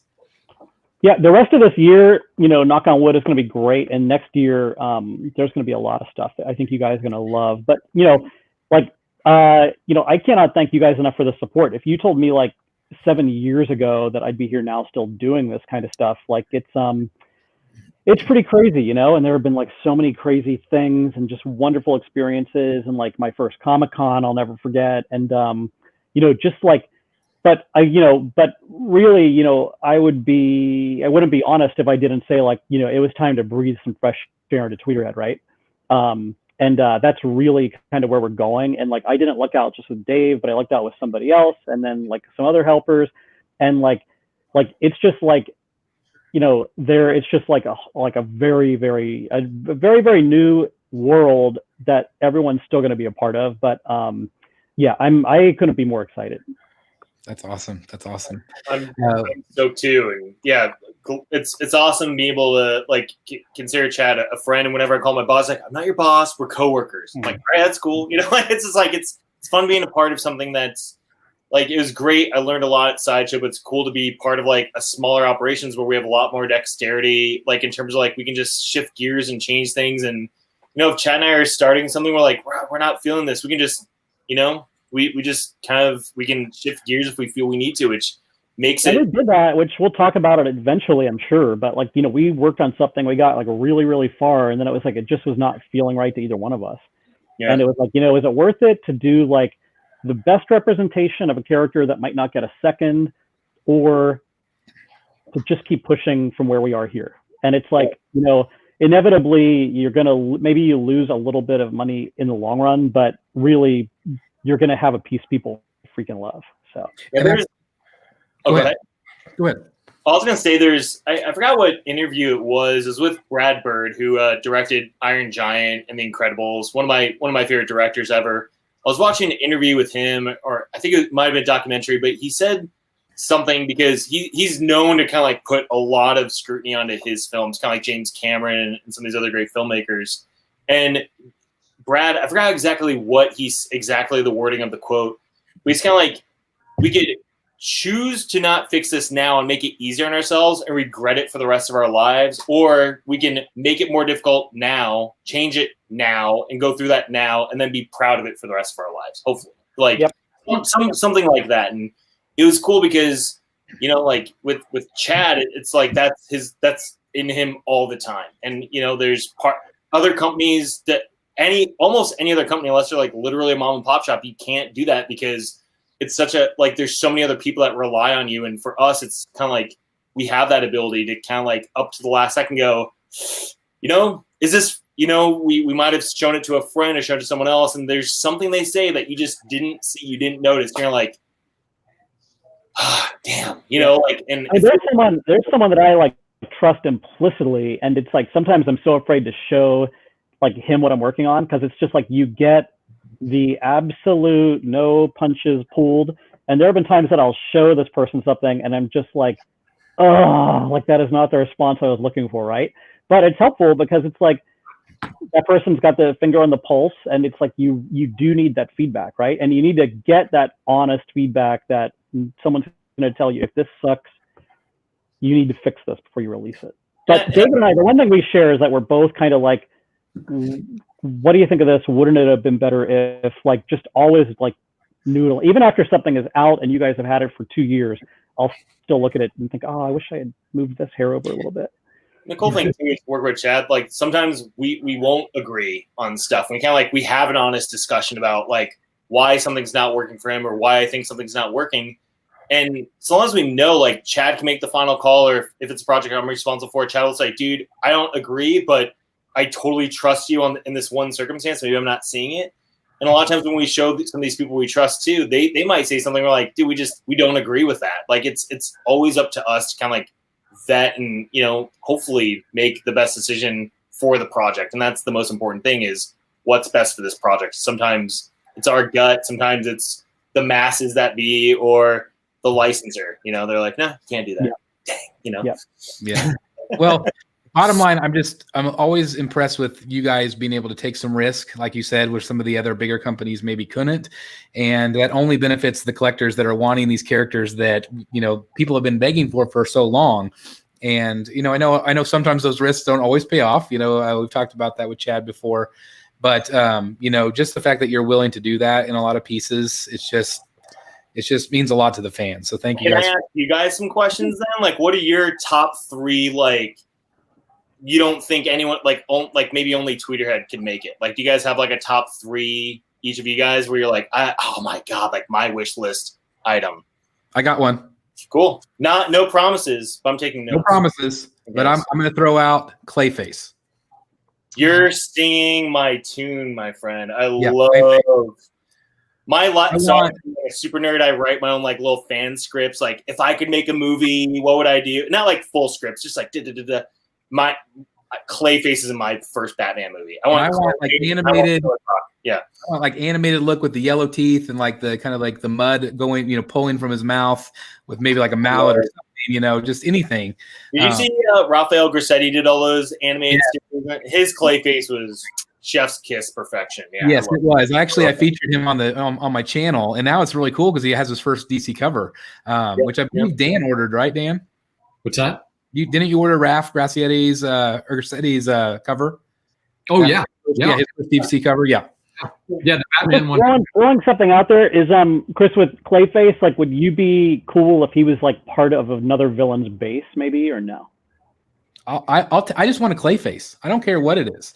Like, I just want a decent Clayface. Again, like I run a Batman group. I hear every single day, where are these characters? So I know that there's a lot at the end. So I think it, any way you present him, because I know like some people said, why would I want a rock of painted mud? It's like, no, it's not. It's going to be Clayface. No. It's going to be perfect. I might my idea is you just send people like a box of clay and you make your own Clayface.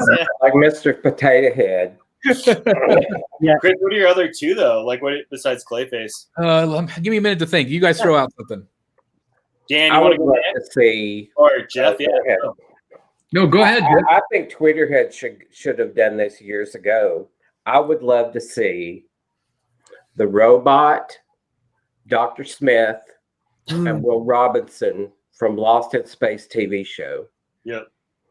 And the other characters, but I think that could be one like diorama piece. The Robot. Oh, go ahead, Chad. Sorry.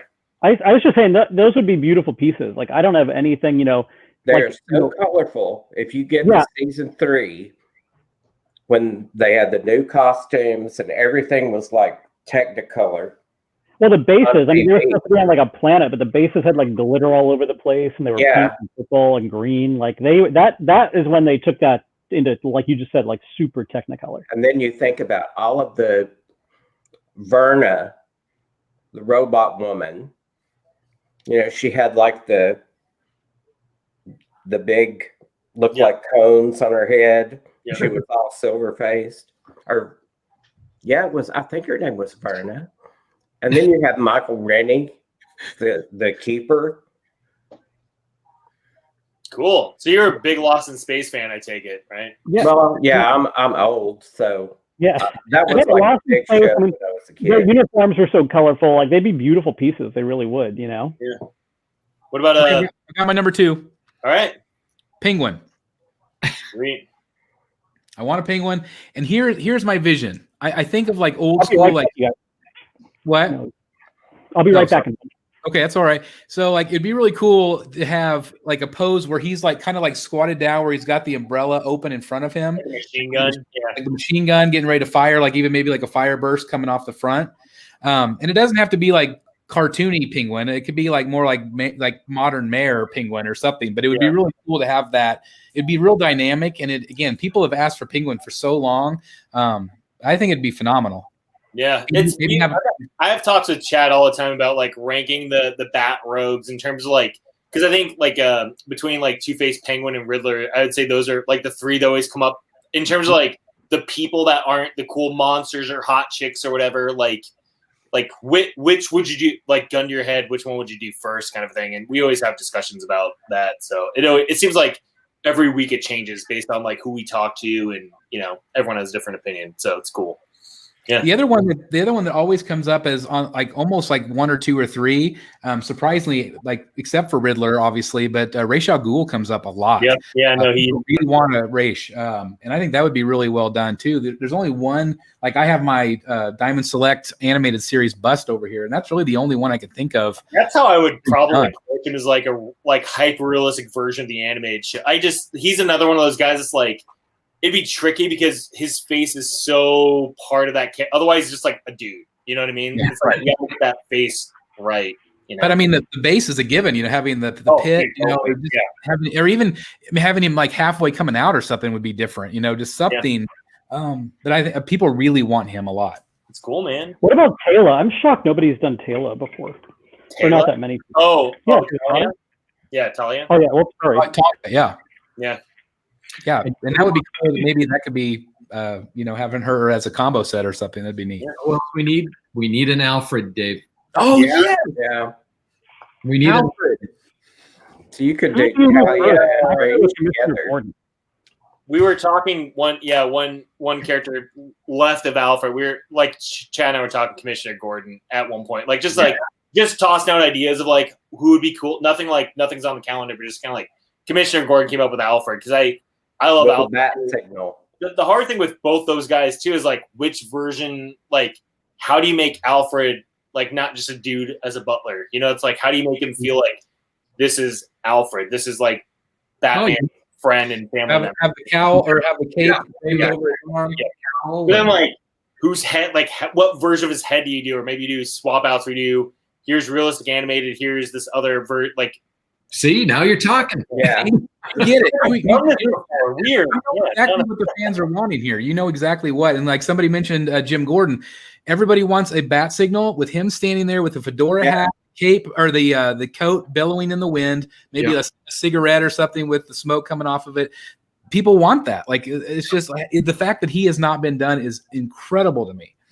It's hard, man, because I mean when you think like not to it's a white dude in a trench coat at the end of the day. You know what I mean? It's just like it's kind of hard. Like it's like where's his, like he doesn't have a freeze gun. He's not a shit, you know. It's like where are his powers? Like he's the commissioner of Gotham. You know, it's like But he's so popular. I mean, he's been around since day one, right? So he kind of deserves it. He at least deserves a go. You know, same thing with Alfred too. But I think like then you could get kind of into the like like, you know, the characters that these superheroes and villains kind of lean on. Like, I wanted to make a Lois Lane forever. Yep. Like a beautiful Lois Lane. Yeah. And there's a handful of other characters that are just kind of important like that. Like, you know, there's a couple more, but you know, like, I would love to hit some of those characters, and that's kind of that weird, will they, won't they sell, be popular? Like Lois Lane, she's another one who just looks so different all the time. It's like, what version do you do? Animated series, that's where I always go. Like, just, but realistic. Like, that was one of my, not to show my age, but the Superman animated show, I was so, like, I think in junior high when that came out, or I believe I was in junior high, and I had super crush on her as a cartoon character. I was like, oh, Lois Lane, she's awesome. Yeah, I would love to do her. I think it's awesome. Somebody did a cover. I forget who drew that cover, but I remember I still have it saved on my phone, I think, just because it's like, that would be the perfect version, I think. Dan, so just who else besides Alfred, though? That was your one. No, Jim Gordon was the other one that I have in my little note here, with a bat signal. Jeff 1.5, I think, mentioned the bat signal. You know, for me, those are the kind of pieces, especially, you know, as a Batman-focused collector, you see, I've got, well, you can't really see it over my shoulder too much. But Hulk back there. What do you mean you're a Batman-focused guy? Yeah, I guess the MCU stuff. I mean, the rest of the room, other than what you see here on my right, is all Batman. But I think Jim Gordon and Alfred, those are the kind of pieces that really kind of would round out the room in a lot of ways. Yeah. You know, just kind of round out the collection. So, yeah, those would be high on my list. I mean, what do you guys think of that Punchline character that just popped up? Punchline looks awesome. I think she's a great character. Well written. I think Tynion's doing a great job with her. And she's popular, you know, kind of like the Batman Who Laughs. We've talked about him being like so iconic already, which is kind of unheard of for Batman villains. Like, he is so iconic. Talon, you know, both of those characters are, you know, very well loved already. And Punchline obviously has that it factor right now as well. Yep, it's cool. Yep. What about Jeff? You didn't chime in yet. Where your I'd like to see some Justice Society of America, some Spectre, Hourman, that kind of stuff. But I'm not sure how they'd sell. And then if you want to get really obscure, the 12-year-old in me would love to see a Ragman statue. Ragman? Oh, my God. That's going way back. That's awesome. Who is Ragman? Oh, he's like patchwork dude with a green cape, right? Say again? He's like a patchwork dude with like a green cape. Yeah, exactly. Yeah, it's like a 8-issue DC series from the late 1970s, but I was at just the right age for that to be a very nostalgic character for me.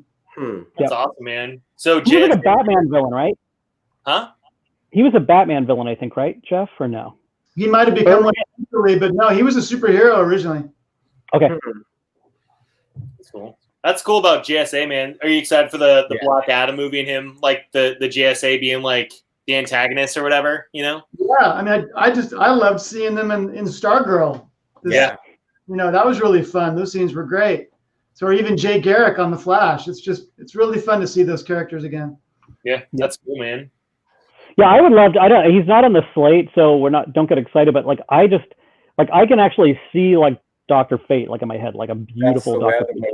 I would love to see Dr. Fate. I don't like a lot of these. I'm more of a casual fan on because I came into the DC world because of the Batman animated series and the Superman animated series, Justice League, and Dr. Fate like was so striking visually to me. And like the more I watch that show, the more and even in the newer like DC animated stuff like Young Justice, when like he shows up, and I just think he's awesome. So yeah. Dr. Fate could look really cool. Especially like a nice gold, you know, like a nice reflective gold on that, like yellow. But I want to get around too, and we've talked about this too, is finishing out the Teen Titans. You know, Raven is one that I'm chomping at the bit to get. Cyborg I'd like to get to. There's just so many, you know, and that's kind of the negative of being a DC fan and doing what we do. Is just like the list is never ending, right? Yeah, absolutely. Well, hopefully that gives you a little bit of inspiration. Our list tonight. Hopefully, we'll see some of those. Maybe blowing up like, oh, they should make, right? Yeah. If you're giving us carte blanche, you know, might as well go for it, right? Yeah. Everyone. Not that it's ever any promises, but sometimes you always are surprised. Sometimes, like, what's like not even always like polls are one thing. I think polls have a little bit of like comparative bias, or people see things, they make decisions. When you're just like, who do you want to see? They have a different, like, hearing Jeff talk about JSA was cool. Hearing other Jeff talk about Lost in Space, like, screw DC. I want to see. I knew they were going to pull. I knew they were going to, carry the DC. But I get people. One of the people. The old TV shows. Oh, sorry. Keep going. I think we talked over each other. What were you saying? Oh, the Munster stuff. I totally missed out on it, but they were great. I would love to see that kind of line carry on with that kind of show. Like the Lost in Space, Space 1999. I mean, I've got a guy that has been around collecting my stuff forever, named Keith. He's awesome, and he wants a I Dream of Jeannie like so bad. Oh yeah, yeah. But when you're farming out like ideas, like, oh, there's another Elvira coming for sure. But one that's gonna knock people's socks off. But like there's like whenever I was kind of knee deep in that classic movie stuff, there really is a lot you can do. Like there's like Jeannie, and then what was her sister's name, who was in the green outfit, the green Jeannie outfit? Yeah, with the brunette. Yeah, and then the same thing with Bewitched. People have asked for Bewitched, and then there's Serena, and there's Endora. Yeah. There's so much of that. Like, we talked about like, the Batman Tim Burton stuff and the perfect timing for that. Like those 60s like television shows are just crazy. Like they're just crazy. And just to farm some of that stuff. But again, like, I tried my best with the Addams Family, and that, it just, the older these shows get, the harder it gets because, not, and this is not disparaging to anybody, but like, the level of enthusiasm for the current license holder could be really low because they might just want to, it's a lot of money to create a whole license plan, and you have to have like a real, revenue backup, to say the least. So, to get a hold of someone and say like, hey, can we make Beverly Hillbillies? Like, it's a bigger deal than it sounds, right? And for Addams Family, like, I always was lucky where I would start to make something, and I did that with Julie Newmar Catwoman. I had it almost done before I got my license because I just knew it was going to come through. And I did that with Addams Family, and it obviously didn't work out, which is kind of sad. But it was something where just trying to find whoever owns the likeness rights now, and et cetera, et cetera. It can be, and I'm not even just making this up, it can be impossible. Like it can be impossible because it's just fallen into the hands of like family, right? That just like don't remember. Even like one license I remember kind of coming up was, this might be just like hilarious or whatever, but even like Terminator 3 is such a weird one. Like the rights for Terminator 3 are like with a person that lives on an island somewhere. Like you can't just like hey, let's talk to the Terminator people. It's like, well, that's its own weird. There's not like this Terminator. It's like, oh, Terminator 3 somehow weirdly became its own little entity. And that like trying to have even some characters within a universe you can't do because they fall underneath like a weird sub license or whatever. And it's like, I don't know if you saw that Poor Boy Collector said Electro Woman and Dyna Girl. Like I have been asked about those two for years. ISIS for years. ISIS. Land of the Lost, even like, you name it. I have been asked like so many people. Now, man, no, I'm kidding. That's right. Dave, let's get a call after this is over, and we'll scrap the whole 2021, and it's all going to be classic 60s TV shows. I'm out. That's what you started. I got another one. The Eartha Kitt Catwoman. Who? Eartha Kitt Catwoman. Well, sorry, I've said it before. Eartha Kitt Catwoman, right? Yeah. I love Eartha Kitt. Oh my god, I love Eartha Kitt so much. I love Eartha Kitt. I love her as a performer. Before Catwoman, I love her. She's beautiful, so sexy. That voice is crazy. But and this is just a personal thing. Julie is like, for me, the ultimate Catwoman. Yeah. Like, no Lee Merriweather, which, no offense, but for me, it is all Catwoman from the 60s show is Julie Newmar. It's just, and I wanted to do like a swap out head maybe, but you can't put Eartha Kitt's head on Julie Newmar's body, right? Because she's just so selfless. But and I'll never say never, but I will say like I feel like oddly like I was doing something bad by not just having Julie be the sole Catwoman. Yeah. Mm-hmm. I did Lee Merriweather at a Comic-Con once, and she's a lovely lady. I will say that. And yep. Yeah, I was so thrilled. Julie Newmar is so tall. I got to meet her at a convention, and I was like, "Oh my god, she is like an Amazon for real." All legs. Like, hardcore. Oh yeah, she's got the longest legs ever. I'd like to do Julie from. Nobody probably knows this, but Little Abner, when she was on Broadway in Little Abner, and she had that little tiny the secretary, Appassionata von Climax. Was that it? I was thinking she was Stupefying Jones. Stupefying Jones. That's who she was. Yeah. If you Google Julie Newmar, Little Abner, you'll see why. She was just so gorgeous. But yeah, so Lee Merriweather came to my booth at Comic-Con, and she was so sweet. She was with her daughter and said like, "Oh, when are you going to make my Catwoman?" And I said she was a sweetheart, but the movie rights and the TV show rights are two different places. Mm-hmm. So it wasn't even an option, which I was so happy because I didn't want to disappoint her. But Jeff, you were saying something. What were you saying? I want a Bionic Woman. Yeah. Oh, people love Bionic Woman.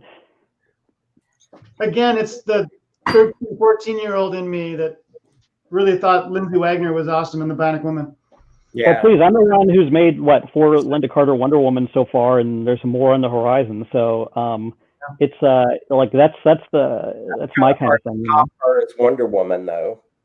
Huh? She was Linda Carter will always be Wonder Woman to me. Gal Gadot is like great and all that, but she's like filling in. Yeah. She's. Everyone asked you about.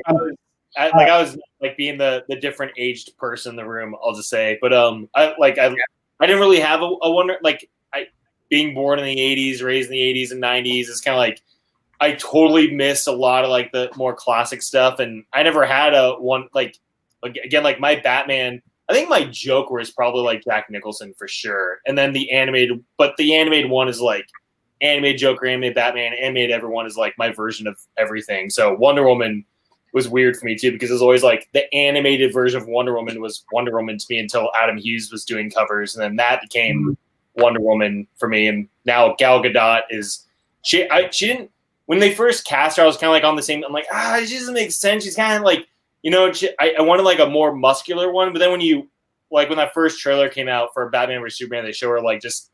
Oh yeah, she kicks ass. It's awesome. See the movie, see the Wonder Woman movie. I loved like her every time she's on screen.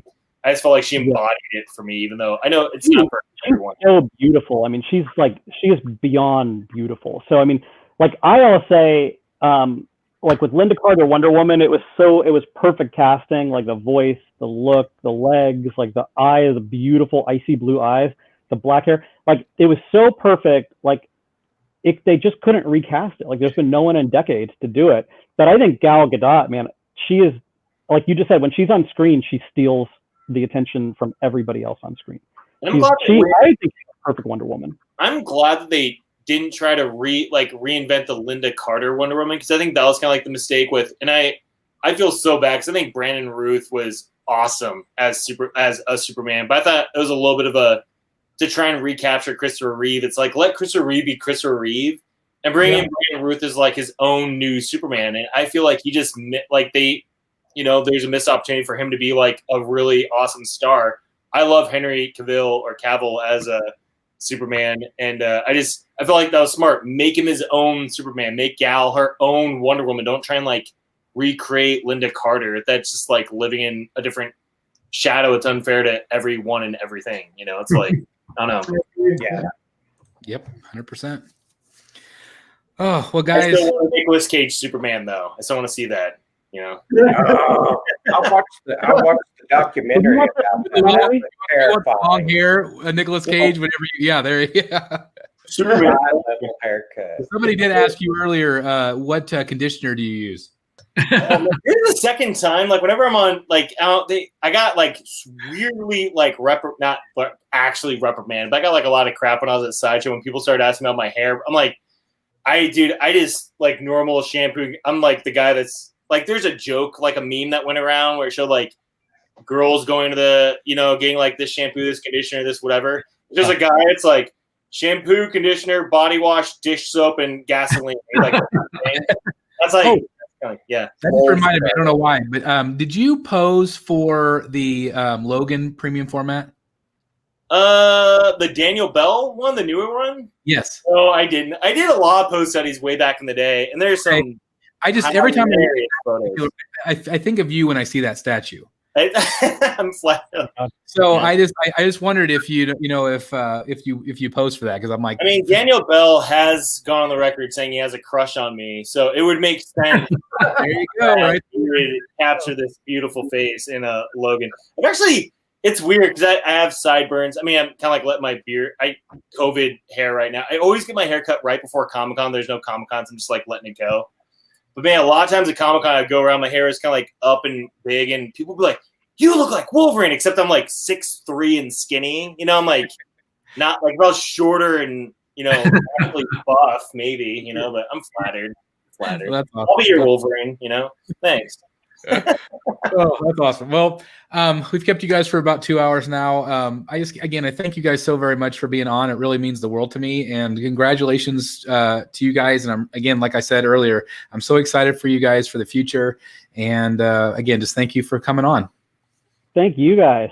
Yeah, thank you guys so much for the support, the time. It was cool getting to know. I've met Jeff Delaney at Comic-Con, but Chris, we've never really talked. So this is cool. And meeting Dan and Jeff 1.0, you guys, or 1.5, 1.0, 1.5, whatever.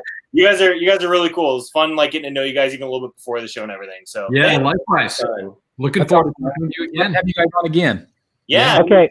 Sorry about stop gap.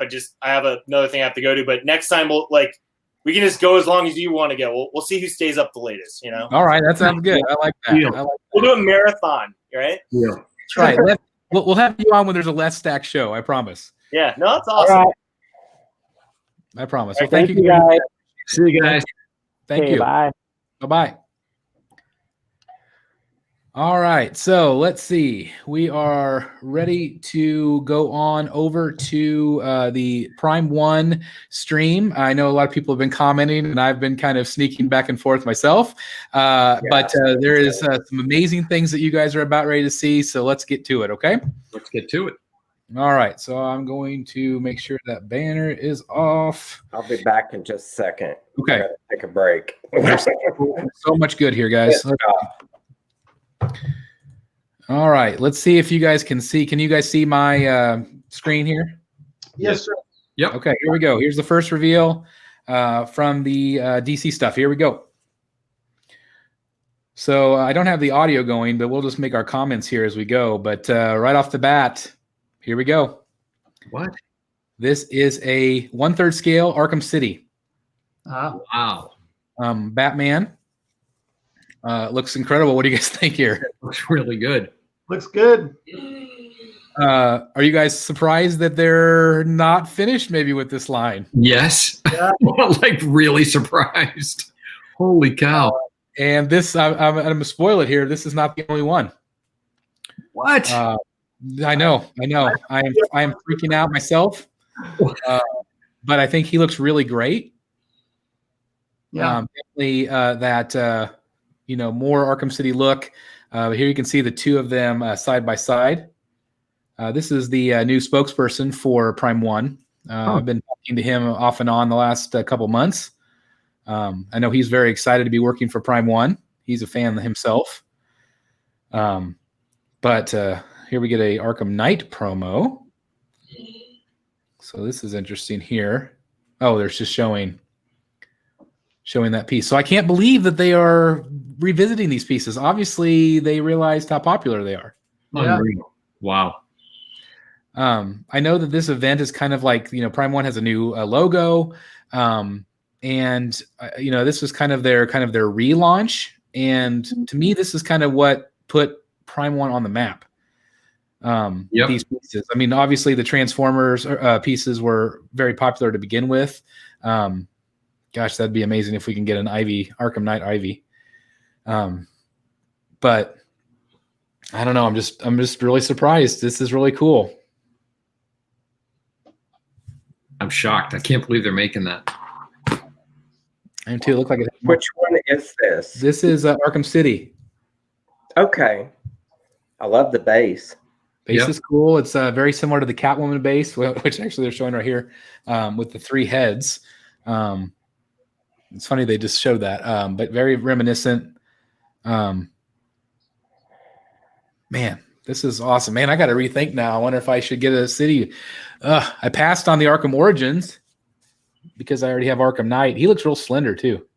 Yep. Yeah. Oh, look at the long-eared cowl. That's awesome. Okay, he's got to swap out here for the Batarang. Fist down. Grapple gun up. Gosh, I don't know. I kind of looking at the two. I almost think I might like the new one better. I do. Yeah, I do. I Man, thought the other one was just a little too bulky. too Maybe. stiff. Yeah.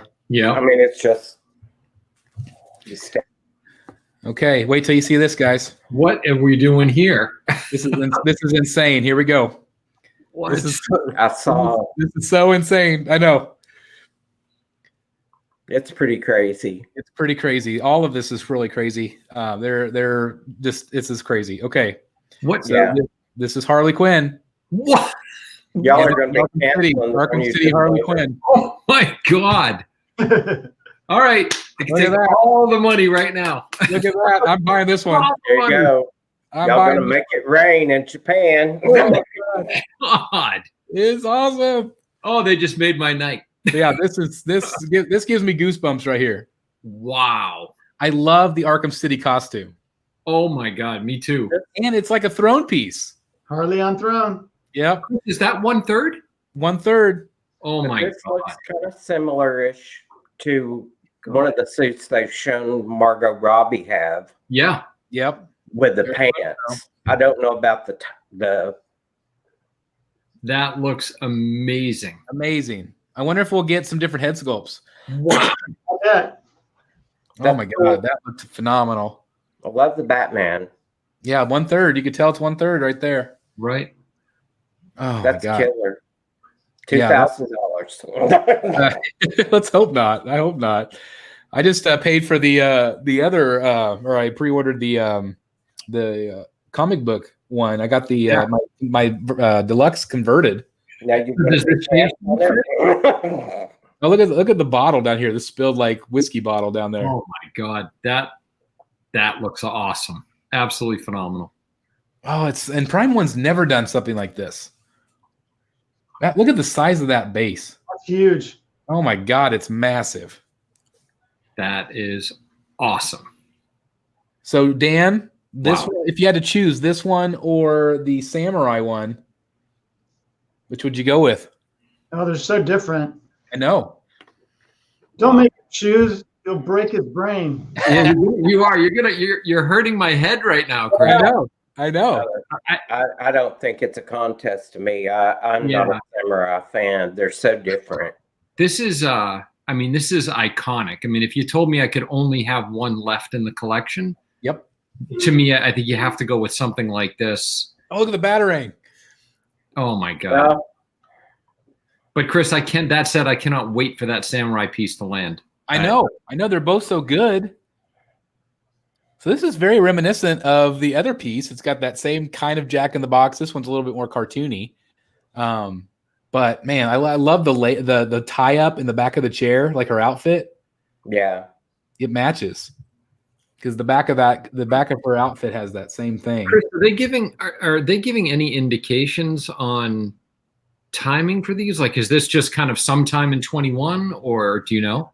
I don't know. I mean, I'm I'm really watching this just with you guys at the same time. I didn't really hear any information yet, so I'll probably have to go back and rewatch this.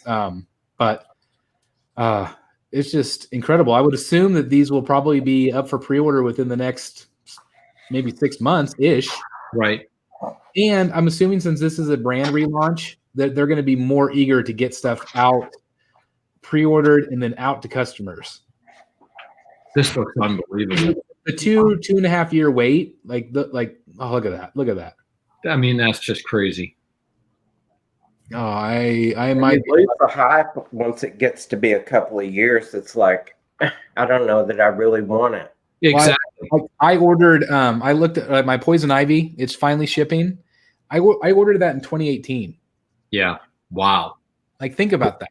Yeah. I ordered that in 2018. Look at the tongue. Look at the shine on her tongue. Amazing texture here. This is awesome. This is awesome. That's cool. It's so cool that she's in a chair like that. It's just something different for the collection. I love that. Yeah, this could almost be like a centerpiece collection. I mean, it's so different. It absolutely will be. Well, I mean, the way you could display this would be have it forward and something behind it. Yeah, absolutely, you could. Raised. Having the Arkham Knight Joker behind her. Oh, I can't believe none of you mentioned I've changed everything back here. What? No, I guess I was too distracted. I was distracted. You did. Yeah, too much going on. Okay, so I just saw a canary. Oh, I saw this one. The portrait. What we got? Okay, do we have a black canary, 3rd scale? Yeah. Okay, I'm intrigued. Okay. Ooh, that looks good. Oh, This one's a little anime looking to me. It is. Yeah, I don't like the head sculpt.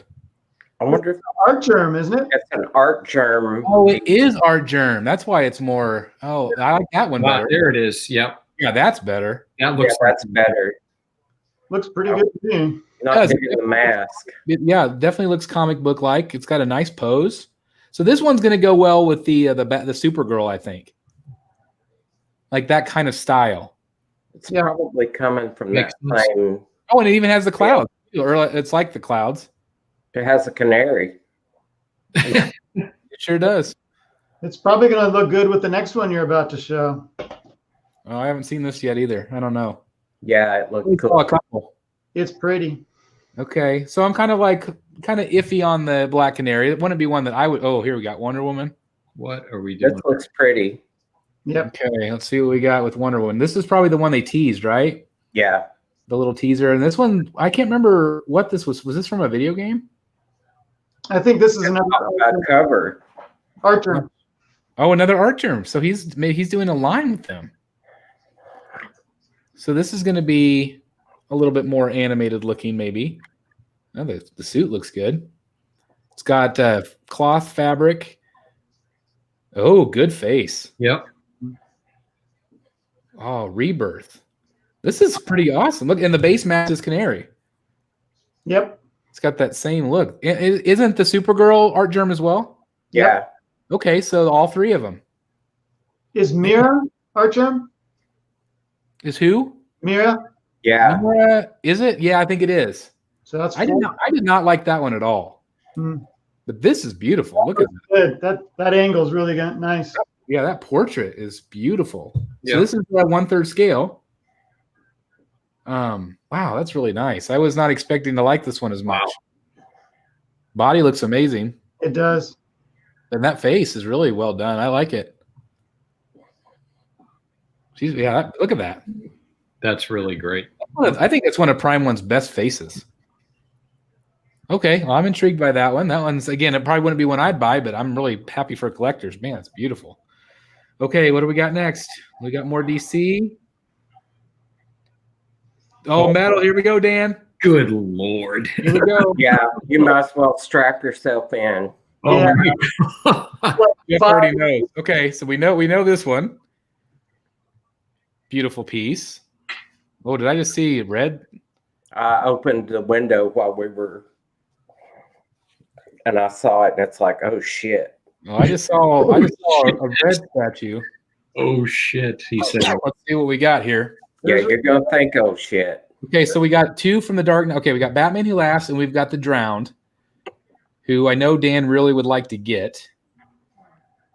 So maybe this is going to influence you whether you get the Drowned, Dan.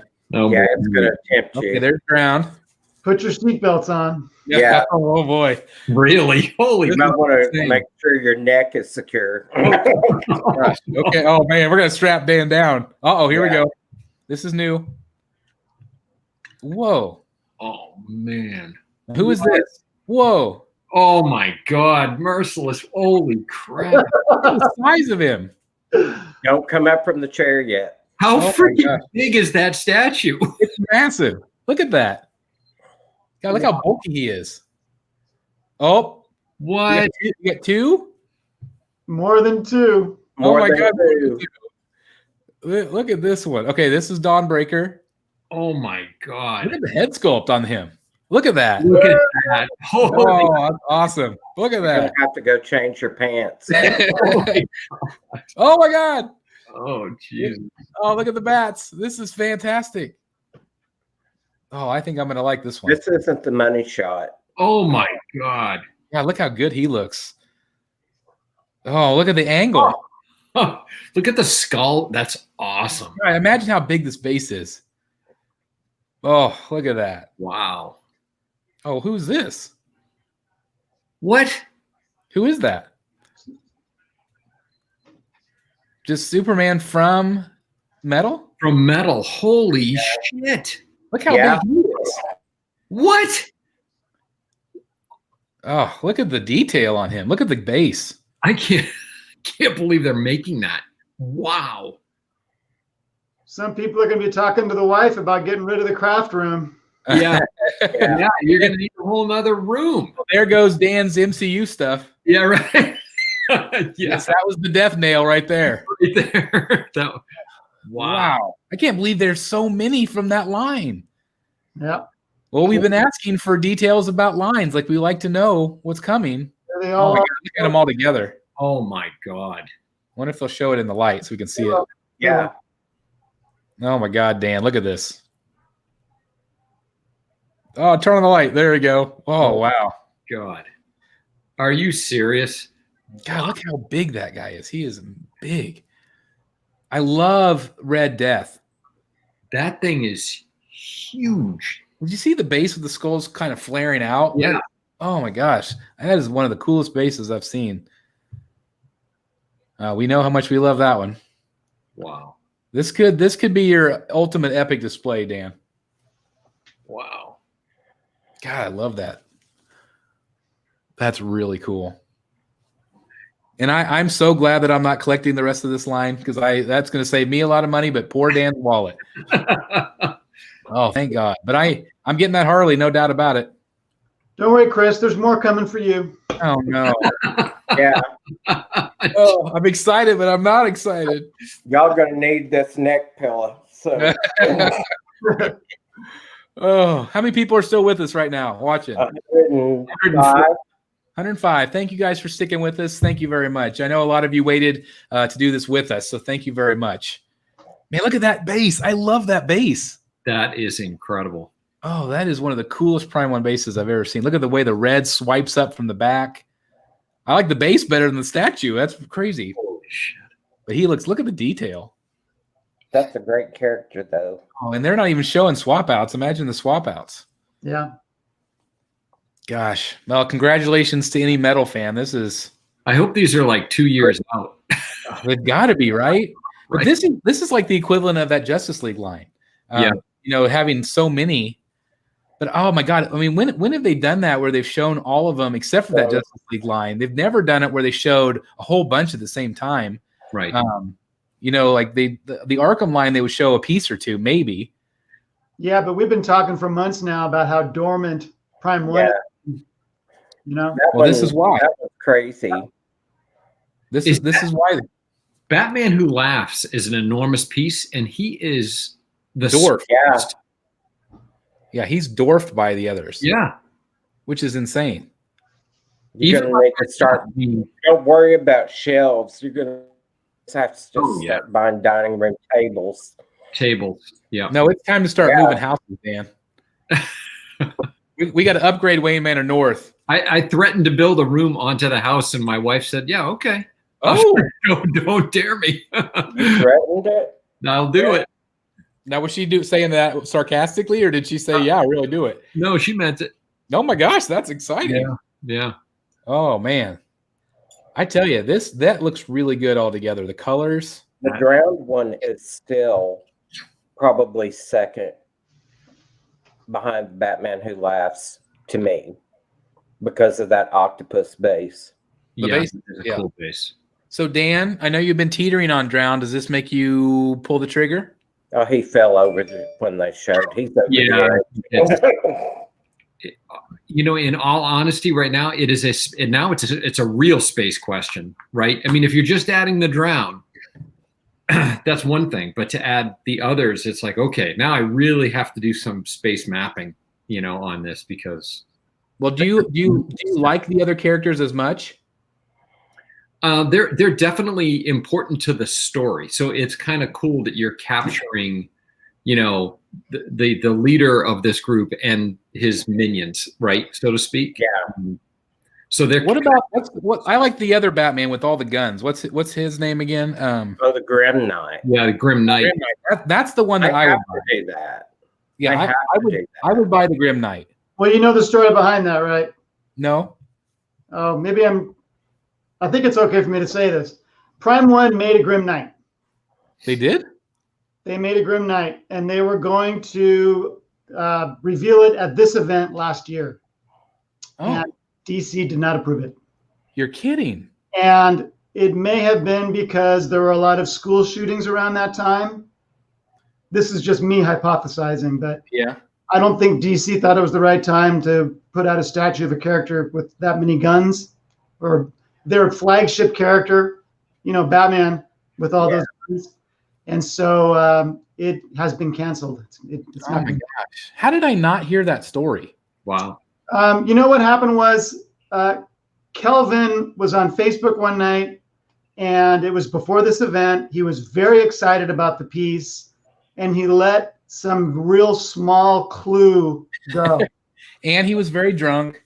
Yeah, and I texted him and I said, "It's Grim Knight, isn't it?" And he said, "Shh." Huh. Nice. And then he revealed And to me. That is impressive because it is very difficult to get stuff out of Kelvin. Yeah, I And- try all the time. Believe me, I try all the time. he really liked the piece, but it's been canceled. Oh, that's too bad. Well, maybe they'll retweak it. Maybe. Yeah. So I was going to ask you guys about this group. Do you think Prime One's taking a risk with some of these characters? Are some of these going to be sellers for them? I do. Yeah, I think they're taking a real risk with this. I think. Man, I don't know. I think showing all of that together That's smart move. increased its probability. Correct. I agree. Because, If they would have released one at a time, yeah, it wouldn't have I don't worked. think it would have sold near as well. I agree with you 100%. Now they only have 3 to move because they've already got 2 out. Batman Who Laughs has done really well. Well, and having the other ones might sell the Drown more too. Yeah, knowing that it's Yeah, potentially going to no happen and you're not going to be stuck. That's true. They're spending a lot of time on this. So I mean, this is an investment for them for sure. But I just don't know. Like I I'll don't. be back in a few minutes. I gotta go do my blood sugar thing. No problem. Start screaming. No problem. I don't have a pulse of how popular metal is. What do you guys think? Like, do you feel like it is extremely popular or kind of like somewhere in the middle? I think Dan would know better than me. Yeah, I think it's difficult to say. I mean, the stories are good, and DC is continuing to launch more and more metal storylines, metal story arcs. They've got a number of one shots, guides to metal. What is this? That's out. That's Court of Owls. That's Court of Owls. Do we see Talon? Do we see Talon? Yeah. Yeah, we really did. Oh, Yes. Oh, is this it? Oh my God, it looks perfect. oh my God. Exactly what I want. Oh my God, the owl on the base. This is exactly what I wanted. Oh my God. Yes. Oh my God, I'm like tearing up here. Oh my God. Oh, oh my God, does he light up? What? Oh my God, this is Christmas morning, everybody. I love it. Oh my God. Oh, look at the base with the Court of Owls logo. Oh, the owls. Oh, look at the stone owl. Oh my God, this is perfect. This is day one pre-order. Day one. Yeah, look at that. Look at the Oh, claws, God. the gauntlets. Oh Love my the colors. Yep. Oh my gosh, I am so happy to finally see this. Dan, are you getting this one? Oh yeah. Okay. That's a done deal. How about you, Jeff? Would that be anything you'd be interested in? Probably don't have space for it. Okay. Oh. But Ryan in the chat said he called it earlier that you were going to tear up on that one. Exactly right. This is a Nightwing? Are they redoing Nightwing? Or did we get the old Nightwing? Okay, oh man. Okay. So maybe I wonder if we're gonna get a Catwoman too. That'd be freaking amazing. Yeah. I don't know if that's a yes or no. I don't know. Guys peeking at this stuff. Oh. Okay. Well, I'm assuming we're getting a new Nightwing. I can't believe I just saw Talon. I know. It's What? like true. Finally. Oh, that is day one. When did they tease Talon? 3 years ago? 2 years ago? Okay, I get her. Mine ships next week. I can't wait. Nice. Oh, I cannot wait to finally see her in person. 2018, I ordered her. Wow. Insane. There, I had her. God, I'm freaking out about Talon still. That is exciting. That and the Harley for me. Yep. Oh my God. Did they show They did. Talon? You missed it. It's oh my God. It looked great, Jeff. Okay, so nothing new here. Here it comes. Okay. Here we go. It's got to be a retooled Nightwing. It's got to be. Yes, sir. There's the new logo. Okay, show it already. Here we go. Oh, it's the Batcave. Batcave. Okay. I still have not ordered this one. I think I'm going to finally. You need to order this one, Chris. I do. I think I'm going to keep both of them. I think Really? I was deciding whether to keep or like to sell my other one. I think I'm going to just keep both. Good. I love that one. Because this is so different than the other one. I We love have that. not gotten really good video of this guy. This is really great quality here to see this. It is. I love Because the we had the still photos and we had like this is the first time he's really been like shown with angles and videos. Like look, you can see that there's no ab problem there. Oh, he does look good. Oh, there's that. Look at that. There it is. Nice. That's the first time we've seen it on his head. Yep, that's true. Oh, it does look good. This is the best he's ever looked. Yeah, I do too. I think it's fantastic. They needed to do that from the get-go. Yeah. Okay. I still think we're gonna We talked about Sideshow. okay. It's a new Nightwing. There he is. It's new. I love the pose so much more already. Oh, look at that. Oh, wow. Way better. Way better. Oh, that is great. God, good. I've never done a really good Nightwing. Rooftop. Steve Yes, what a great pose. Great pose, great base. Oh, it blows that original one out of the water a million times. Yep. Great face sculpt here. Hair looks good. I like, you see how it's got the same like cross hatching? Yeah. So it does look comic book like. I don't know if you guys can see that on the blue. Wait till they show the close-ups. Like there's little areas of cross hatching, just like the Batcave. Oh, yeah. Oh, look at that portrait, smirking portrait. It's nice. Oh, this is so much better. And he looks older, you know? Mm-hmm. What a Doesn't great look like a kid. Oh, that is great. Okay. Cool they changed the hair. You say they hope they do? No, it's cool that the hair's different and the head sculpts because it was completely over to one side versus down the center. Oh my gosh, that is. I bet Nightwing fans are freaking out. That's cool. Well, that adds one more to the Hush line then. Well, So that Ryan, makes- I that wish I never knew about Prime One. Are they doing something with Ryan Brown? What is this? I don't know who Ryan Brown is. He has that. He does that great Joker with the maniacal face, smile. Maybe they'll show it. There he is, right there. Maybe they'll show that Joker. I really like his Joker. Yeah. No, this isn't the one. Let me see if they show it. Oh God, that's scary. Yeah, his Joker is very, very creepy. I wonder if he's going to do a Joker. Damn. There's a Batman Who Laughs. Surely they wouldn't do another. Oh, is that the newer version of him? Surely they wouldn't do another Batman Who Laughs already. Let me see. Yeah, he's a great artist. Oh, that's cool. It's very like watercolor based art. This is it right here. This is that Joker. You probably have seen this one before. Oh yeah. Yep. Yeah, that's probably his most famous cover. So I wonder what it was. So I wonder if he is going to be inspiring a statue. I wonder if they're making that cover. Jeez. Like you said, that's definitely. I think. I don't need another Joker. Now I didn't know his name, but that's definitely his most popular. And the Wonder Woman behind him is too. Oh yeah, I just saw. Yeah. Wonder Woman looks great. Yeah. So maybe he's going to do a line like Bermejo.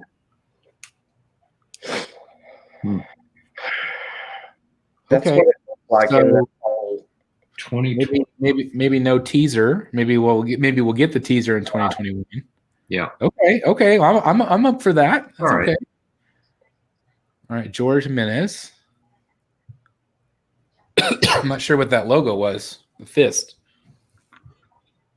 So obviously they're going to do some artist series stuff. This is neat. Really? We got Sapphic and Bermejo coming up. We got more Bermejo. We got more Bermejo. Yeah, I saw that one. And Yeah, y'all gonna. several from Sapphic. You guys been, Is this a statue concept? Is this a punchline? what? Have you been following his art in the in Joker War? Oh, look at the statue. Is this a statue? Do you think?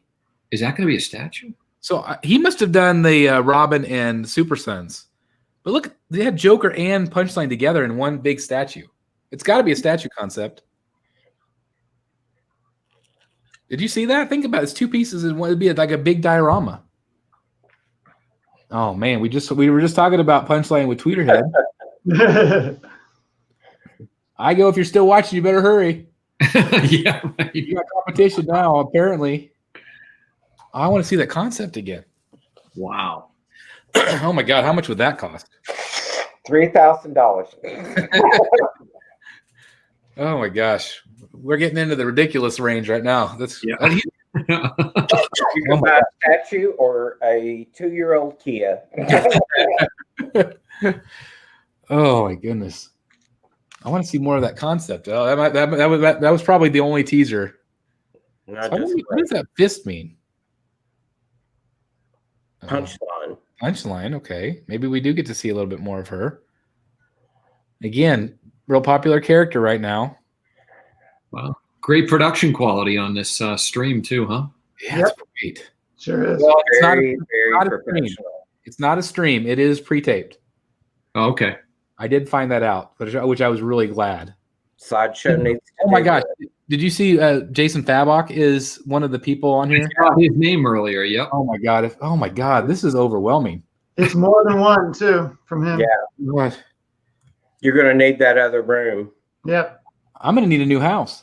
You're going to have to empty out that garage. Oh my gosh. This has me like rethinking.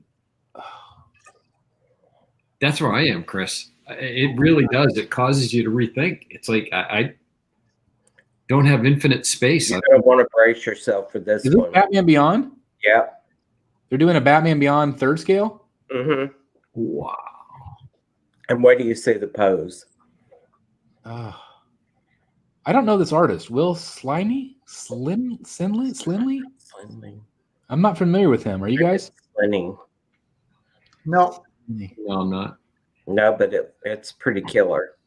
It's so cool to see this like rendering, like how he drew it. Like this is really neat. And he's like doing it by hand. Like it's not like a ZBrush or anything. Well, maybe it is, but it doesn't seem like it is. So they already did a Batman Beyond in third scale with the Arkham. This looks more comic book accurate, I would imagine, but very realistic looking from the little clip I caught. But we get to see the render. It looked finished. Oh, like you actually get to see the statue? Okay. If it wasn't, it was a very good drawing. This is cool to see the kind of behind. Oh, Wow. that's cool. That's cool. This kind of reminds me of the Samurai a little bit, like Samurai line with the look of it. But I want to see the actual statue. Hopefully they'll show it. Or I guess Jeff said they do. Let's see. Okay, here we go. Here comes. Oh, What? color. Oh my God. Good Lord. Look at that. Oh my God. Prime 1 woke up. What? Prime 1 has woke up. Hold on to your butts. Under your butt. So this is not it then, is what you're saying. Oh my God. The pose looked great to me. Yeah, I think it looks Very great. cool. And the color. Oh, There you go. oh, Catwoman? Catwoman Bermejo. I don't know. I don't know if I love the Bermejo Catwoman. I'm anxious to see her. I would have the cover of that, and it's beautiful. It looks like it's exactly based on this. So what cover are you talking about? Do you have it? I can't see it because I can't see you guys. He just went for it, so he must. Okay. I'll see it afterward. Is it weird that they're doing a Bermejo Catwoman and not a Hush Catwoman? I don't know. I love the suit from Bermejo because it has that like quilted leather. Yeah, it's very realistic looking. Yeah. I'm anxious to see the pose here. What, is she like? And the mask, it's just like this. She's got one leg up, like climbing. Oh, it's killing me. I can't see it. Let me. I'm gonna Google it. What's the? What? Catwoman 25. Okay. Variant. Yeah, it's the B cover. I guess so. Okay. Let me look it up here. It's an A cover. It shouldn't be B cover. It's very pretty. Okay. With like this red neon from a sign highlight on her. Okay. So she's looking out the window. Yeah. Okay. I'm gonna give this one a It's on the chance. roof, though. I do like the pose with her Yeah. kind of straddling the window. She's not in a window on this, on the statue, But but it's the the same pose pose. looks very similar. It's kind of interesting that they're showing the Justice League Batman there, isn't it? Yeah, I thought so too. Well, I'm assuming that these are pieces that they've sent him. That's I what think I'm thinking. I think this is at his Like house. this. Yeah, Yeah, this has got to be at his house. I love that dead man. Yeah, the Dead Man's cool. That's a huge piece too. It's just too expensive to be not Yeah. in love with it. Yeah, you have to absolutely love the character for that one. You know who's doing that? Junior Statue Collector is doing the Justice League Dark. Hmm. That's So fun, though. he's doing Swamp Thing, Dead Man. Who else? There was one or two. Anna. Oh, Zatanna. Yep. Oh, that would be a cool little collection then. Yeah. Yep. I love that animated. Room. The animated Justice League Dark. Is it good? It's a great movie. The first one Yeah. has Constantine, and the guy that played Constantine on the TV show is Oh. the voice. Oh, cool. Okay, here we go. Here we go. I wonder what that new Prime 1 symbol means. It's like an hour. Infinite money. Infinity? Infinity. Yeah. Infinity. Okay. Kind Infinity wallet. of Ooh, Oh, that looks kind of cool. not bad. I don't know. Yeah. I'm not sure what I think about it. Like it's. I don't feel like she's super sexy because it reminds me of that. You know, the hat that kids used to wear in like the 50s that had the ear caps. Like the head sculpt is pretty. I like this head sculpt better than the first one they showed. But That looks good. yeah, I kind of like. I think that one might be my favorite. The winky. This is one that I kind of wonder if it'll grow on me. I don't know. But I don't know either. There's Ooh, I like that. Catwoman. Yeah, that's a good portrait. Yep. I don't know. I don't know if I like her, whatever they call that, cowl. That's what I'm talking about. It reminds me of those. Yeah. Bermejo's Catwoman, like I said, it's a different look. But that was pretty good. Yeah. But I don't know. $6 comic book of the art, but I don't know that I would want a $1,500 statue. Oh my God! Did they just show a? Yes, they did. Joker. Oh my God. There he is. I just bought 15 of his covers. I wonder when I'm going to get those because those aren't even, most of them aren't out yet, right? There's 3 different releases. There's the next November, I think, is when. Next week, I think. Joker War, the second wave, second. The whole collection of covers is they ship them all at once when it's. Oh, really? Oh, okay. Okay. If you bought all of them.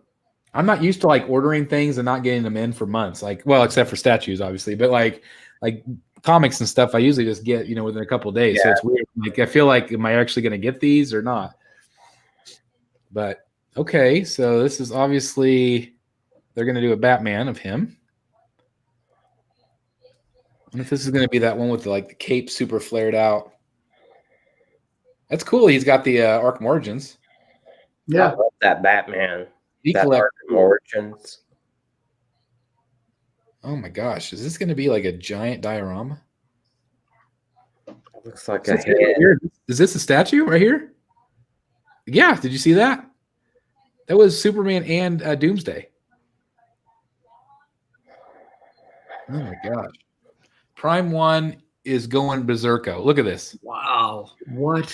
Sculpted. Another- Is this going to be 3rd scale diorama with 2 giant pieces? Oh my God! It's the Daily Planet thing. That Could you looks like the Iron Studios diorama.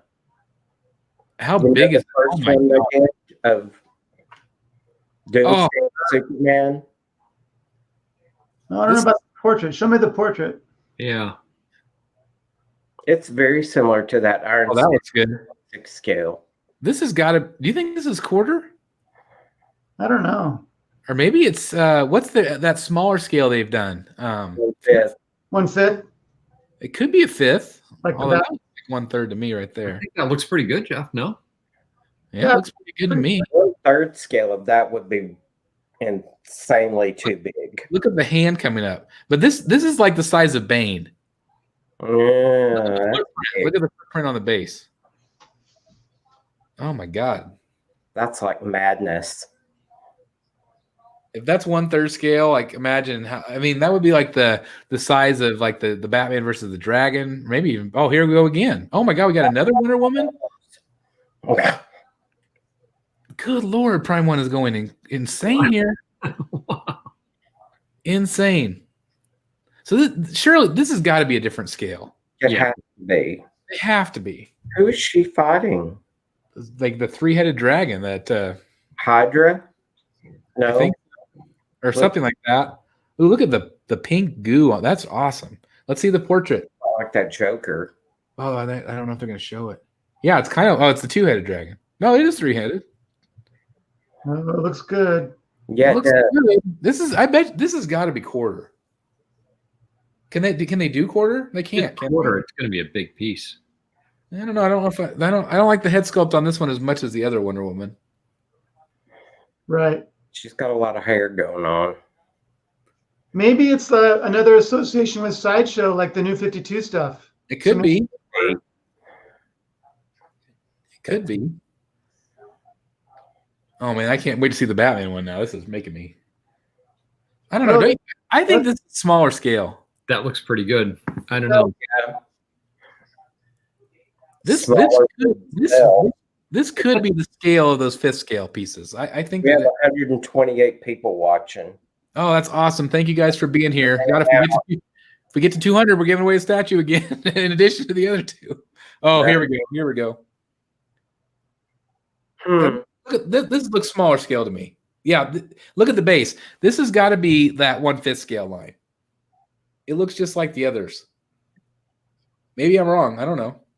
No, you're right, Chris. It does look similar to the others, but Oh, he's ripped. The costume looks good. Similar Oh, it's that pulled cape. Yep. scale. Yes, it's got to be that scale on all 3 of these, which is cool. Look at the cross hatching again, very comic book like. I love that Paramount's doing that. Oh, it is that cover. It is. Oh, Damn. that's pretty sweet. God, the ripped cape. Oh, it looks good. If it's a smaller scale, though, I probably won't get it. Darn it. But it does look cool. Well, if it's smaller scale, I might could afford it. Yeah. This looks like 1/5 to me. But that's two different portraits. What? The first portrait was looking down, so there's an alternate portrait. Yeah, I like this one better. Looking off to the side. wow, that looks amazing, though. It really does. God, could it be 1/3? Surely not. Surely not. No. It's 1/3. I'm getting it. Oh my gosh, I'm impressed. That looked good. That can't be 1/3. That would be 6 feet tall. Well, if anybody's going to do a 6-foot tall statue, it's going to be probably one. Yeah, these have got to be 1/5. Does anybody in the chat know? Doesn't look like it. Oh, Okay. wait. Someone said 1/3, but not sure. Well, they all look good. Man, that Batman though. Wow. I wonder why he's not fighting, Yeah, it's weird that everybody else is fighting. because he seems removed from the other 2. Yeah, Right. he does. It does look like a completely different piece. 1/3 Gosh, that's incredible. confirmed 1/3 in the chat. Oh my God, is this Yeah. Penguin? One. This is Penguin. This is What? a Penguin. Yeah! We got a penguin. We got a penguin. Oh my God. What scale? So who is he from? It's comic book penguin. Doesn't look like the game ones. Oh, that's all we're gonna get. That's all we're gonna get. Oh, what is that? Oh my God, we got a penguin. What is this? What? What's that logo? Uh-huh. This is literally Christmas morning, guys. Yeah, this is insane. This is Christmas morning. No, this guy's a Transformer. Maybe did we switch over to Transformer? No, that's a Bat logo back there. No, surely not. They did Transformer. We might be done with the DC stuff, maybe. They showed some Transformers before this. Oh, Justice Buster? That's a Batman. From Death Metal. Is it? Maybe? Dan, do you know? I haven't read that yet. Death Buster. What's that one book where like Gordon becomes Batman and he's in like a suit? Maybe that's it. I can't think of the name of that. Darn it. This looks way bulkier.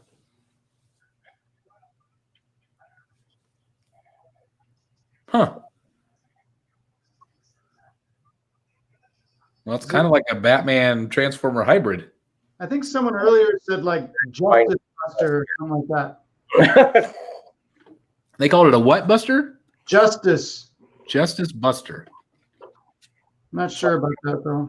And a Hulk Buster to Gotham City. Hey guys, we saw a penguin. Yeah, here he is. We saw a Talon. A Talon. We saw an Arkham City Harley Quinn. Unbelievable. Unbelievable. Here we go, guys. The Justice Buster bat suit is a mech suit part of Batman's Fenrir Contingency, designed to take down the entire Justice League. So it is from the metal. It says DC Multiverse Justice Buster. Whatever that is. What's that? What is that in front of him? Oh, that's cool. Uh-oh. Is it going to come with the Batman that goes in it? Yep. So is this Prime One's answer to the Hulkbuster Sounds like it. from XM? Oh, look at the mask. How freaking big is this piece? I bet this is quarter. Look at that. He fits Okay, in. this first appeared in Batman Endgame #1 by Snyder and Capullo. Oh my god, this thing! I want to know the scale of these things. That's got to be Where I know him from, Jeff. That's where I know him from. I was just looking at that. The other day. Oh my god, Prime One is loving some DC right now. Wow. Well, they've been kind of. Hey, Johnny.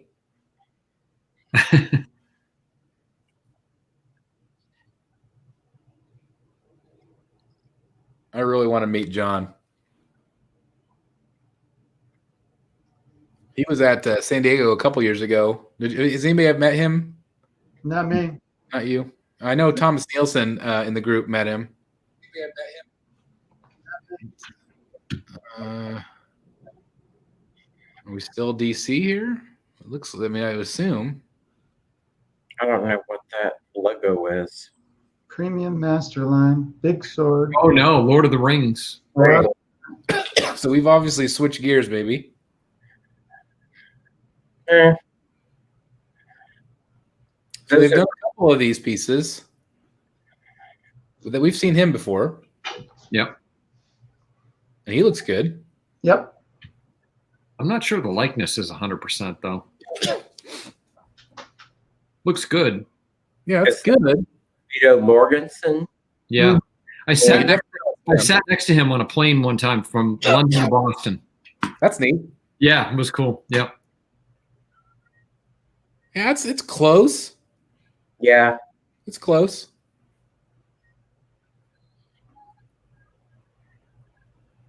They Oh, did. there's somebody behind him. We got Legolas. Legolas, yeah. It is. Oh, that's cool. That's Wow, pretty darn that- good likeness. Look at that portrait. Holy That's cow. good. Great. That's Got me some Will Turner right here. There you go. And the bow looks good. Looks amazing. Yeah, I like it. Well, that's going to make some collectors happy. Now these are 4 scale, right? I think so. I think they're 1/3 because who is the bad guy? Oh, the creature guy. Was it Balrog or something like? No, that's not right. I can't think.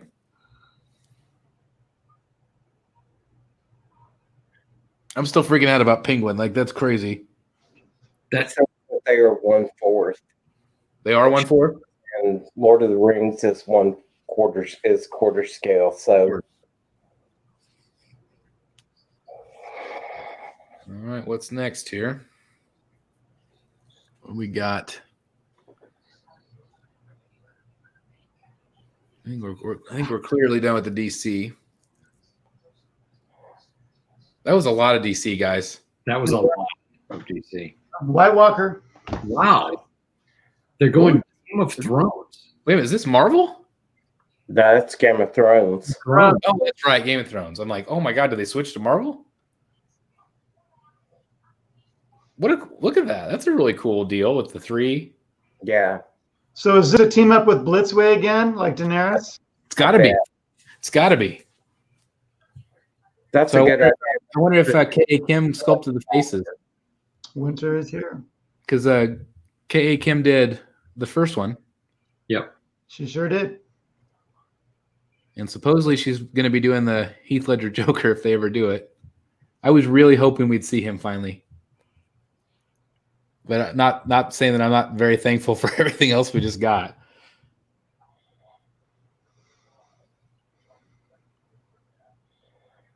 Who's this? Wow, that's Alita. I Oh, still- wow. Yeah, Oh, it that- is. look at the size of this thing. Wow, that's freaking cool. I have not seen this movie yet. Do I need to see it? Great movie. Oh, you should see it. It's fun. Yeah. I can't believe I haven't seen it. What if it's on Netflix? I kind of dreaded watching it, but it was really cool. How big must this thing be? If that's quarter, It said Museum Masterline. Does that mean 1/3? I think it means 1/3. I think it does too. Alita is one. Masterline, yeah, that is 1/3. There's no way. That would be huge. Yeah, that'd be too big. Way. I mean, oh my God. I mean, it looks like she looks like 1/3 to me. Oh, that would be insane if that's, oh my God. You'd have to. Oh, look how big it is. Oh shit! that is just insane. Start buying dining room tables. Oh, but wait, wasn't their Alita was quarter scale, wasn't it? Yeah, she's quarter scale. But But still, So That that one looked smaller than the other one beside him. I agree. She looks a little bigger. This one looks a little bit bigger. I agree. 1/3. Not by much. Good portrait. Yep. Yeah, It's a really cool statue. she has to be small. Well, I don't know. I mean, it's close. Here, And she's also like, she's squatted down, so it makes her look a little smaller. Yeah. But what a cool looking base with the explosion. Man, I think this one's cool, but I think the new one blows it out of the water. $5,000. Jeff, you keep going up. Look how big it is. Gosh. Man. They'll have to have a whole like freight ship to ship these. Yep. It's all going to Mr. X's house. Yeah. Every one of these. But you know, his wife's going to murder him. Have you guys been watching the series with his wife? Yeah, it's hilarious. It's Yeah. good. Yeah, it's good. It's good stuff. Well, that's pretty cool. If you're a fan of this movie, man, talk about a dynamic base that tells a story. I mean, Yeah, there you go. we talk about that all the time, and that's crazy. The bases we saw on the DC pieces all looked awesome. by the way. I mean, they really have upped the creativity. So let's like think back to some of the ones we've seen. Base size. They didn't seem like they were obnoxious. No, not at all. No, Like I'm thinking, I think to me, like that Harley seemed like the biggest one. The biggest footprint, yeah. But you're getting the throne. Yeah. But like that Talon didn't look too bad. nope. So maybe they're listening a little bit more to say, okay, we hear you. We kind of have gone a little crazy on a few of our bases. Yep. The Nightwing looked pretty narrow. Yeah, it's all like vertical. It's all vertical, exactly. The Catwoman did not look obnoxious at all. No. The Yeah. Batman, the Arkham City Batman, that's a bigger base from. Yeah, having owned all of these Arkham pieces, Catwoman is probably the big, like they all have that one or two head look, Right. except for like Freeze and Croc.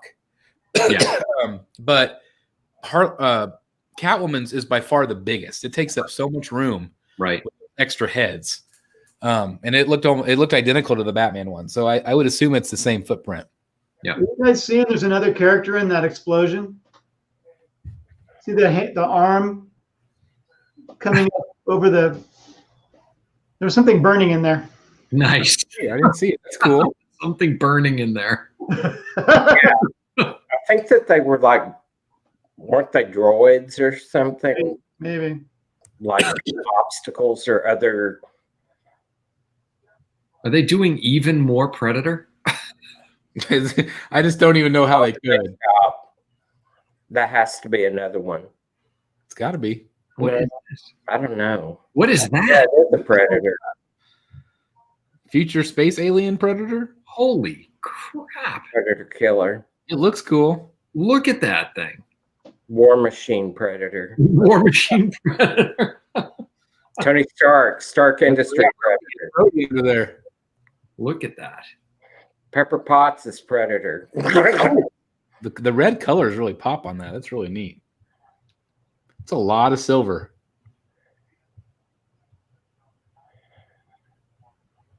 So that gun's wobbling.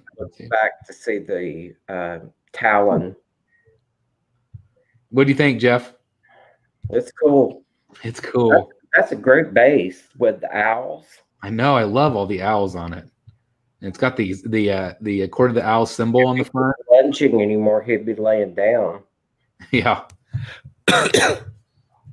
Gosh, I am thinking about where in the hell am I going to put these things?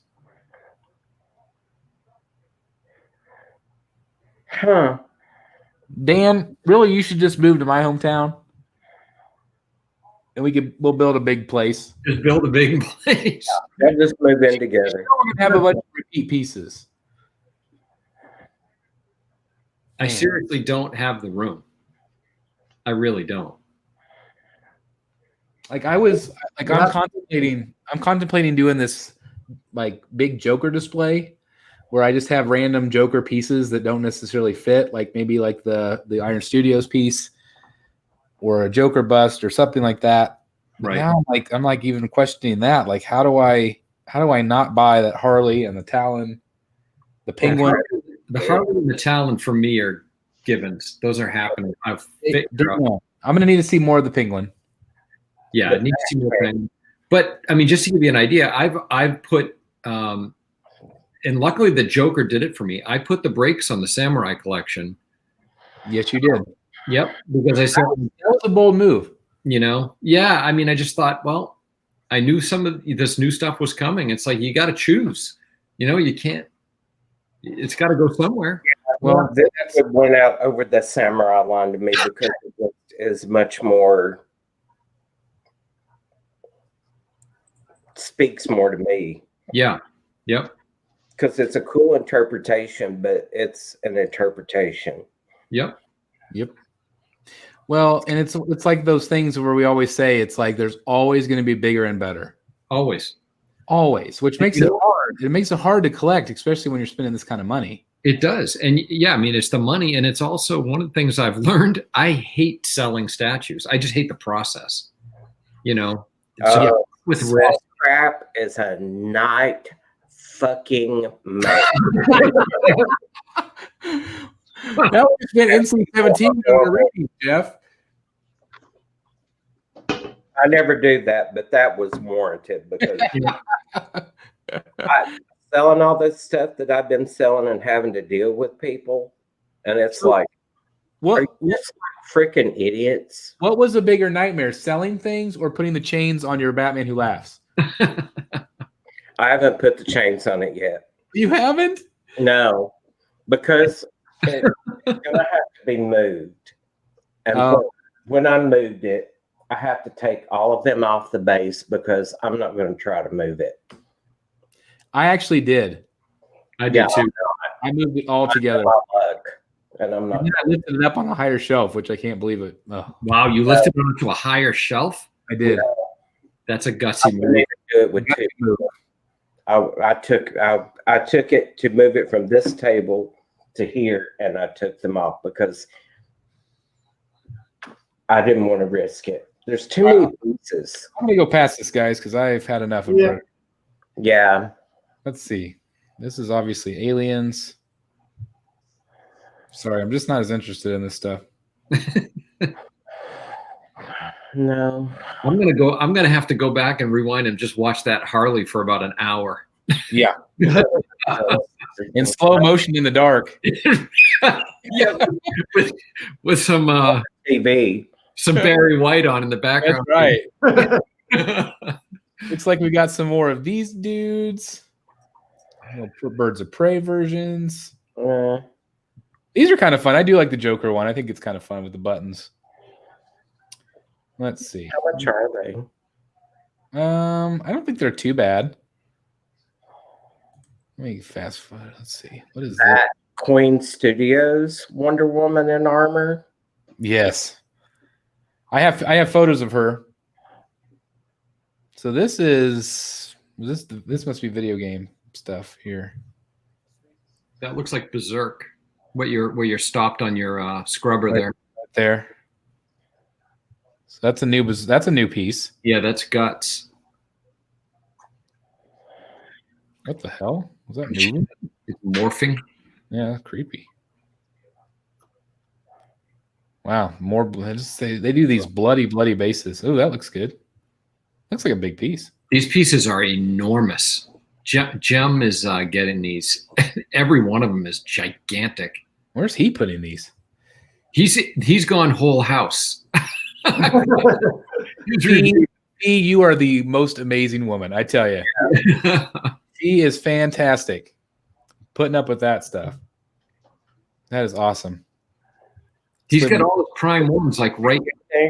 He put a gladiator shelf system in his living room and has all the prime 1/3 that he's got in there. That's awesome. Like 8 of them or something. Like the Lopez. See, like they've done their whole living room. It's like that's so awesome to be able to have that kind of space to do this. 13. Most wives would be like opening the door and shoving it out. Yeah. See ya. And him. yeah. Out on top of it. So this is, I have no idea. Oh, this is more of the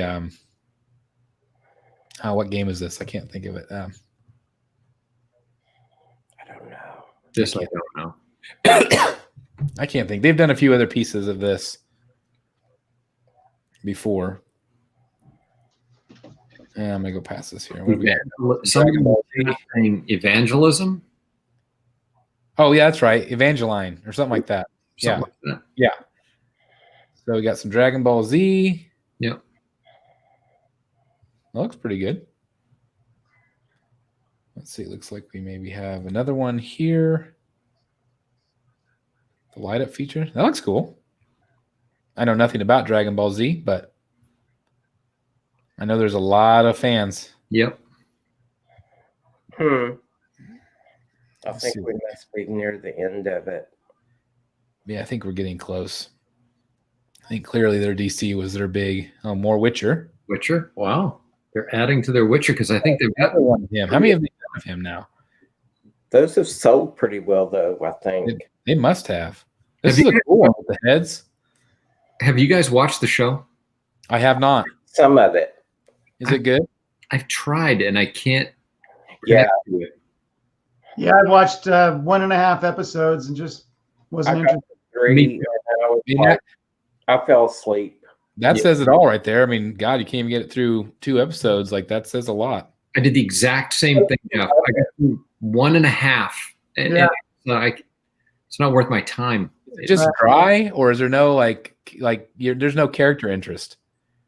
It just didn't do it for me. I didn't connect with anybody. Yeah. He was hard to connect with. I mean, it was. Did you guys see the hair on that?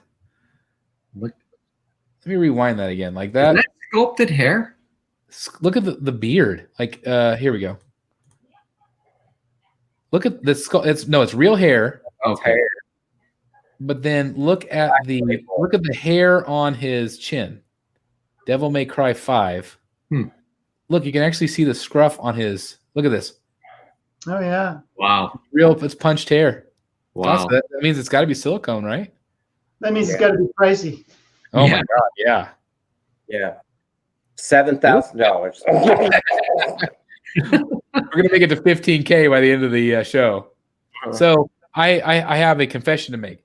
So I have a video I believe releasing tomorrow, and it is my current pre-order total. You guys want to predict how much it is? In dollars or number of pieces? Dollars. Oh God. And this was before tonight. 20 grand. How many? 20. No, 10. 10K. A lot of dough. 10K in pre-orders. I have 11 pre-orders. Damn, Gina. And that's before tonight. That's way before tonight. Now it's 20. But here's the good thing: all of this that's shown tonight probably won't be out for another 3 or 4 years. Yeah. Probably 5. Unless they've been making some of these in this downtime. Right. And maybe they're going to try to get stuff out a little quicker. What's this?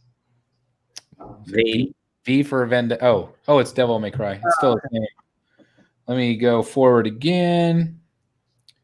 God, they are just putting out a lot of statues on this, guys. I wouldn't buy a statue of it.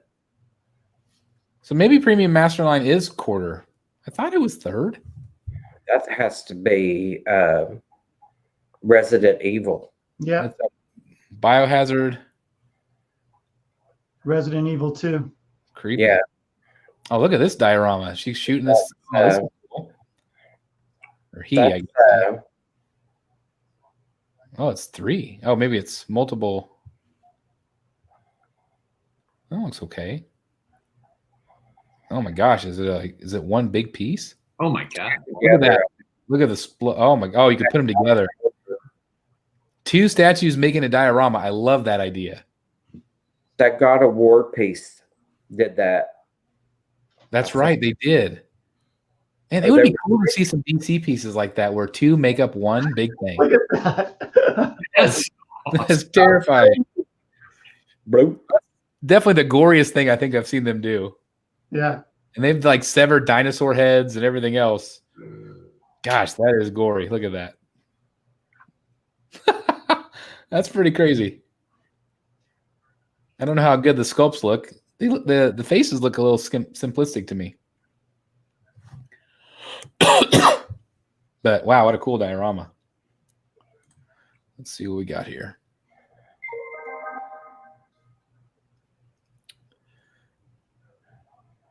Oh, another game. I don't know what game this is. Some white girls. I have no idea.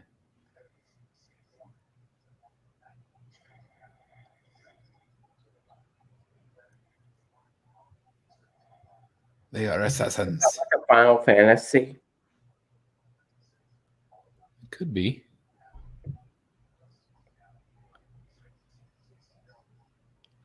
It's like, just show us the statue. Yeah. Yeah, I bet this is Final Fantasy. Or maybe, yeah, it kind of looks like it. Just like I'm out. There's the statue.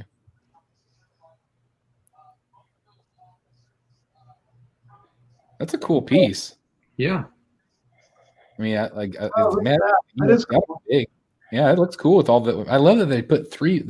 These are really neat. I mean, creative bases with multiple figures. Some of those game pieces they do are amazing. I love and I know nothing of the game, but the Bloodborne pieces, Yeah. really, really nice. They are. Some behind the scenes stuff of them putting some of these statues together. Maria There's for Harley. Oh, there she is. There's Harley. You shall not pass. Yeah. I like this one. This one's cool. Really cool. The paint looks unbelievable on Red Dead. So shiny. Yeah, these. I'm anxious to see if these are 1/10. Well, there's Zatanna. We haven't seen her yet. Not a fan of the hat. It looks like it's floating on her head. Yeah, everybody said they should have had it down further. But the other portraits, I think, are really beautiful. Wow, what is that? That's what they started with at the very beginning. Oh, so we missed some. Wow. Yeah. What? It's some Transformer? I think. Megatron. Megatron. Okay, yeah. Megatron. Yeah, sorry. I guess we did miss some in the very beginning. I started right when the Batman stuff hit it. Yeah, this has got to be 1/5. Yeah. Which would make sense, but they're going to be big size. I mean, good size. There's still going to be big statues, yeah. Yeah, I mean, it's gonna border on quarter. But I agree. Why isn't Batman battling with something? I don't know. Like, it doesn't make any sense unless you maybe like put Batman in the middle. Yeah. I mean, how cool if he's like punching the ball. There's Penguin. Man, we sure did not get a lot of Penguin. Oh, there was Poison Ivy's foot that you don't like, Dan. Yeah, that's the one. That's it. I did order her. Gimpy girl. I did order her. She's like, I sprained my ankle while I'm escaping Artemis. I'm going to see, hopefully, that in hand it's better. I'm hoping. But I had to get her. And there's Bermejo's Catwoman. Oh, that Talon looks amazing too. That have light up eyes. I think that the Talon is my favorite in this show, and then Harley next. Ooh, that's a horse race for me. I think that's it might change tomorrow. Well, there's the end there. Good Lord. Oh. Where am I going to put these pieces? Oh my God. In the new edition, of course. New edition. Yeah, of course. Oh my God. 127. Thank you guys for still being here and watching.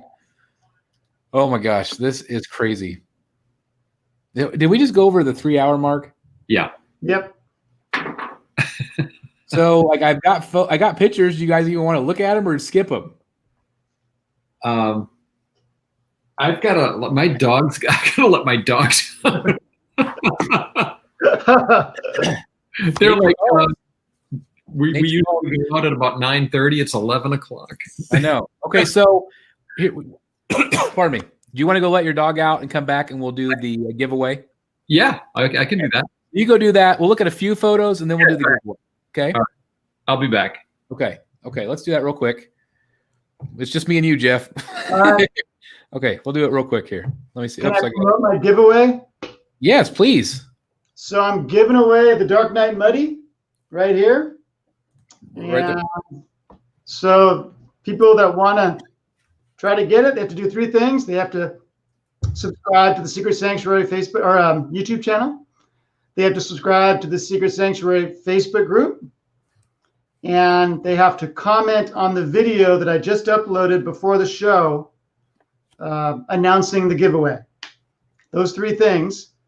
And they have to pay shipping. But I'm going to announce it a week from tonight, September 30th. I'll do a video where I will pick it out of a hat or use the app that you've used before, Chris. Sure. You get names and it gives you the winner. And that's it. Dark Knight Muddy, whoever wins it will, at least for the time being, be the only person on the planet that will own that statue until the production piece is shipped. I love that that Chad said, "Would you sell it back to him?" Yeah. that was pretty hilarious. I thought. That was pretty good.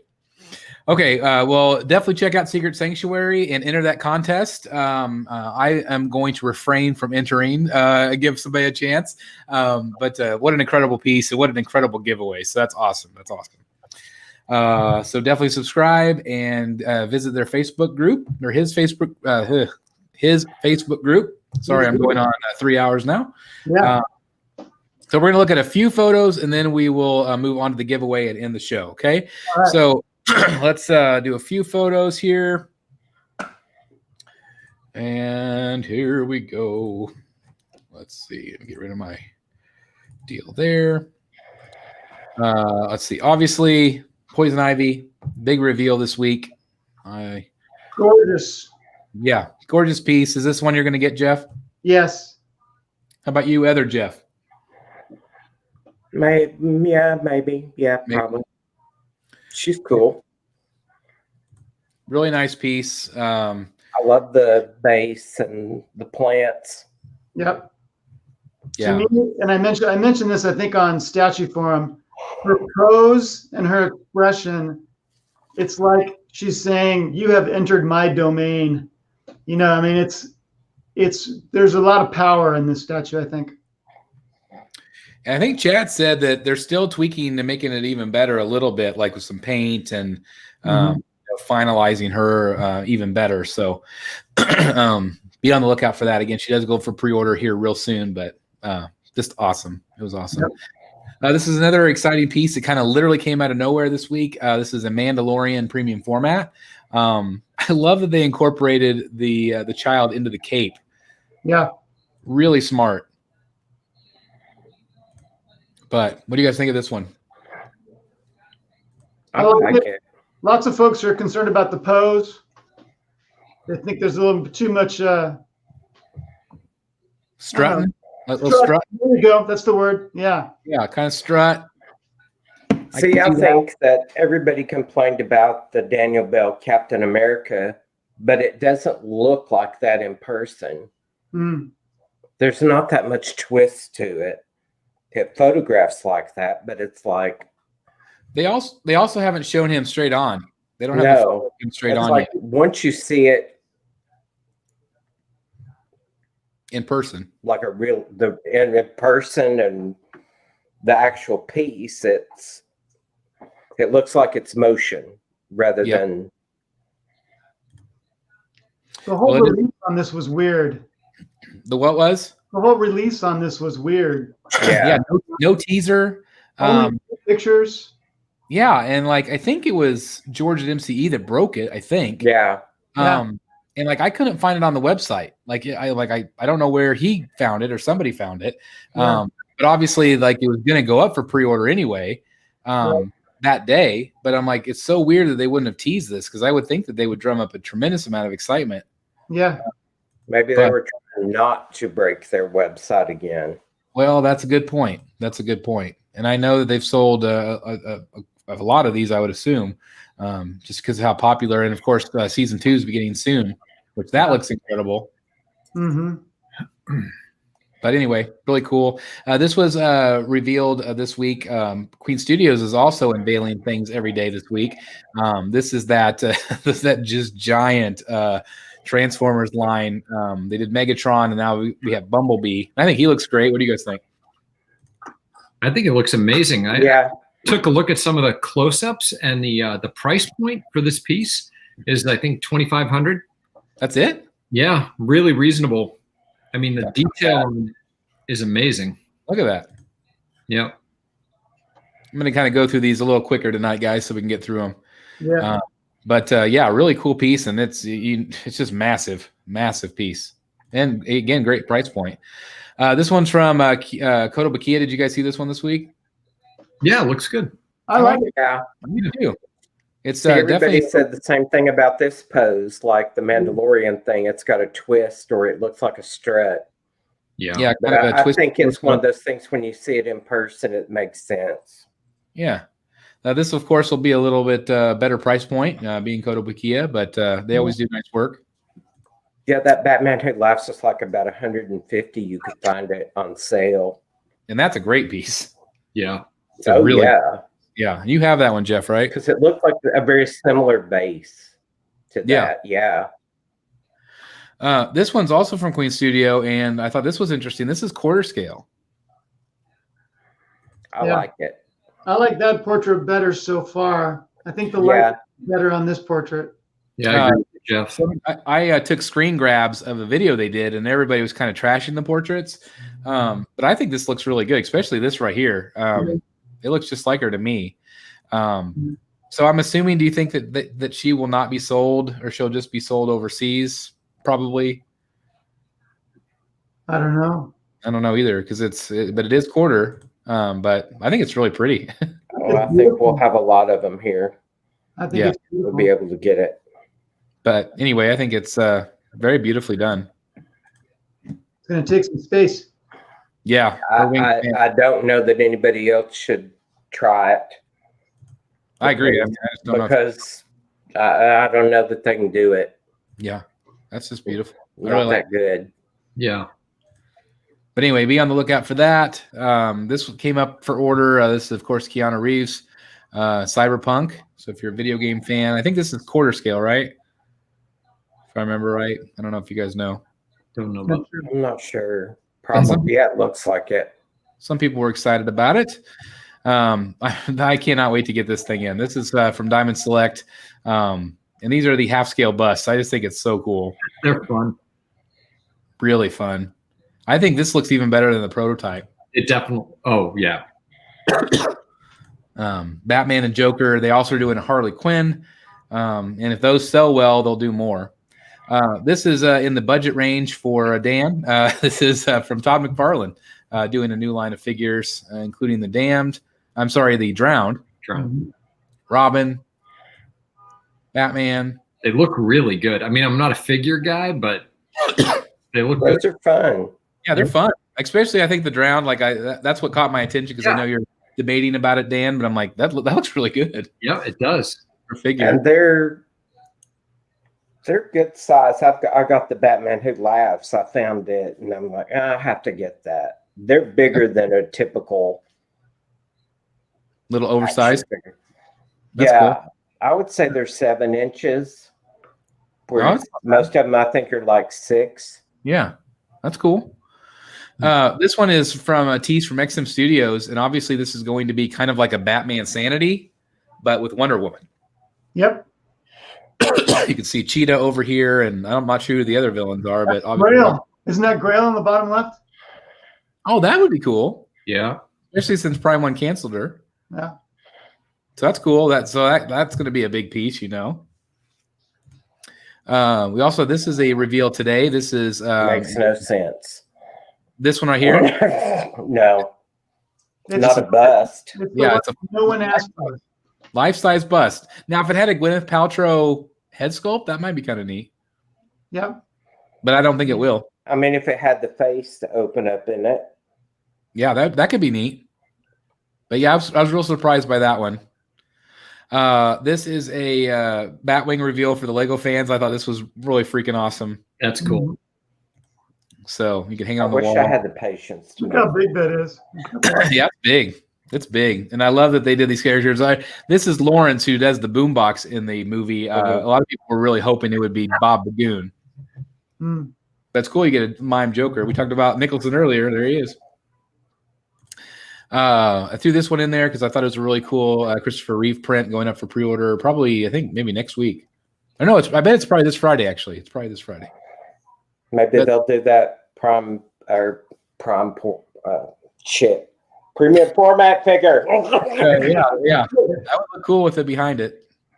A new Harley Quinn print and Poison Ivy. I thought that was kind of a fun one. It's been a long day. I love that artist. Yeah, it's good. It's real different. He's done all those like classic pinup prints. Mm-hmm. I bought a bunch of those. Kind of like the DC Bombshells line. Yeah, A little bit. He did like 1940s versions of some female characters as prints, and they're beautiful. That's awesome. I love it. I wish they would do some small statues from the animated show of those characters. That'd be neat. I threw this in there. We got some in-hand photos of the Queen Studios sculpted hair Joker. I think it looks good. It does. Mm-hmm. It's very good. I still think I'm really happy that I have my rooted hair, though. I think I like it better. But that's just me. Another reveal. This is a 1-to-1 life-size bust again from Queen Studios, Mark 85 this time. Oh. And that's the suit he wore whenever at the end of Endgame. Yep. Okay. This was also, I threw this in here because I was excited. Their Diamond Select is re-releasing all of the really hard to find busts, the ones that you're paying $300 or $400 for right now. You can get all of them. I was able to get the Mask of the Phantasm masked version for $54.99. Oh, cool. Yeah. Congratulations. Thank you. I'm not going to pay $350 for this thing. And so, we had Zach Oat on the show long ago, and he did say that they were going to do it, and they are. So I'm just so happy for collectors that don't have to pay that ridiculous Well, I'm amount. glad Hot Toys has started doing that with some of their figures that have gone insane prices. They're redoing them, putting them back out again. That's awesome for collectors. Yeah. I know, Jeff, you're a Hot Toys fan. People are finally getting Orlando Calrissian finally. I'm happy for them. Yeah. It This looks good. Yeah, it looks good to me. Billy D. Good likeness. And that is it. Okay. I'm going to go into the memes now, okay? Okay. All right. So the collective group is going to pick one, and I am going to pick one as well. But I'm going to go through them so you can see the ones. I kind of picked my favorite ones, the ones that the group kind of liked. Also, there were some that weren't Rogues Gallery specific. They were just kind of generic. That was funny. Anyway, this one's I watching love that one. This one's I think from that was Barbara. I have the names on all these. This is Barbara Lopez. That's cool. Right here. So watching Rogues Gallery live, me seeing Max Hush Superman live. We have this one is from the Bataholic. So me and the boys in the Rogues Gallery with Gambit. And then it says Marvel in the bleeping Batcave. It can't be. So obviously that's referring to my Gambit there. So, but look at the time he took to make all these masks on. Yeah, that's cool. Like look at me and the Venom. Like it's crazy. Really cool. This one, the chat during Rogues Gallery live. I thought this was pretty funny. You know, Archangel is one of these. I love the Ant-Man in the middle there. Yeah. It's the smiling man. This one was from Chris Nielsen from Collector's Therapy. When you drop your 10th witty comment of the night, Archangel. Yeah, this is from Craig Walker from Half Fast Reviews. That was very funny. This one's from Elijah Mack. Me having to go to work Wednesday night. Me watching Rogues Gallery at work. I thought that was great. That was great. This one's from Eric B. I think we need a bigger boat. And see Dan literally holding a little boat here. That was pretty great. I like the Photoshop work there. This is also from Eric B. This is the Batsy Bunch, and he actually wrote an entire song here. It says, here's a story of a lonely collector who was streaming up 7 lonely men. All of them had rooms of statues because they're brothers. The youngest one prefers 1/10. Till the one day when the collectors became rogues, and they knew it was much more than a hunch, that this group must somehow form a family. That's the way they all became the Batsy Bunch. Yeah. So that's Eric B there. Absolutely fantastic. Really great one. How come looking at me in that picture? Say that again. Everyone's looking at me. Because you're the Jam Brady. You're the Jam. I like this. I like Eric or Rick over here kind of looking like, what the hell? Well, did you notice that he wrote 7 lonely men, but there's 8 pictures? Oh, that's funny. That is funny. That's pretty great. That's pretty great. This one's from Greg Folks. It says Thanos on throne, Dan looking backwards, and BFC looking like. This one's great. This one's great. Jeremy L said, "This is smelling the inside of a comic book from Jeff." That is absolutely fantastic, right there. I love it. This was also from him as well. He did multiple ones. It says, Rick after the Batman trailer. I know. That's it. Great. Yeah. He also did this one, Jeff assembling the Batman Who Laughs chains. Yeah. Hadn't done it. Which is funny because he hasn't done it yet. That's why you have it right there. They're still in the bag. This one is also from him. BSC advice, focus your collection. Joker movie statue, Flash statue, and Gambit statue. So that's about right. That's about right.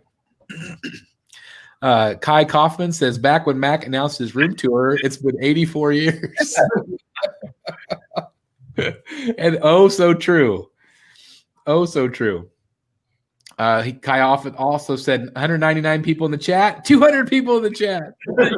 Yes. Well, I love it. That was very very Rogues Gallery right there. Levi says, when I see my comment coming up in the chat, me when Chris goes past it. I love it.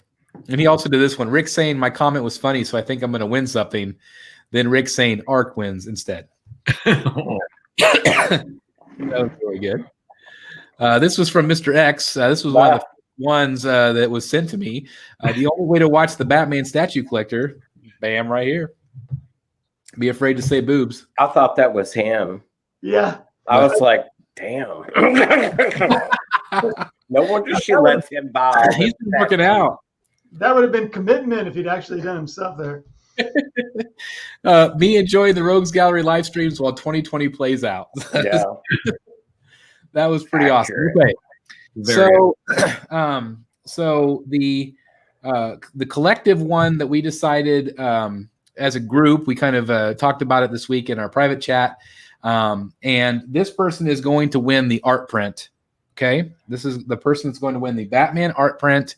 And that person is Eric B. Eric B is going to win that print.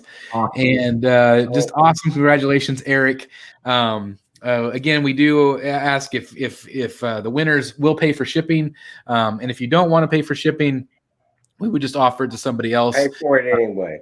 Pay for it anyway. That's right.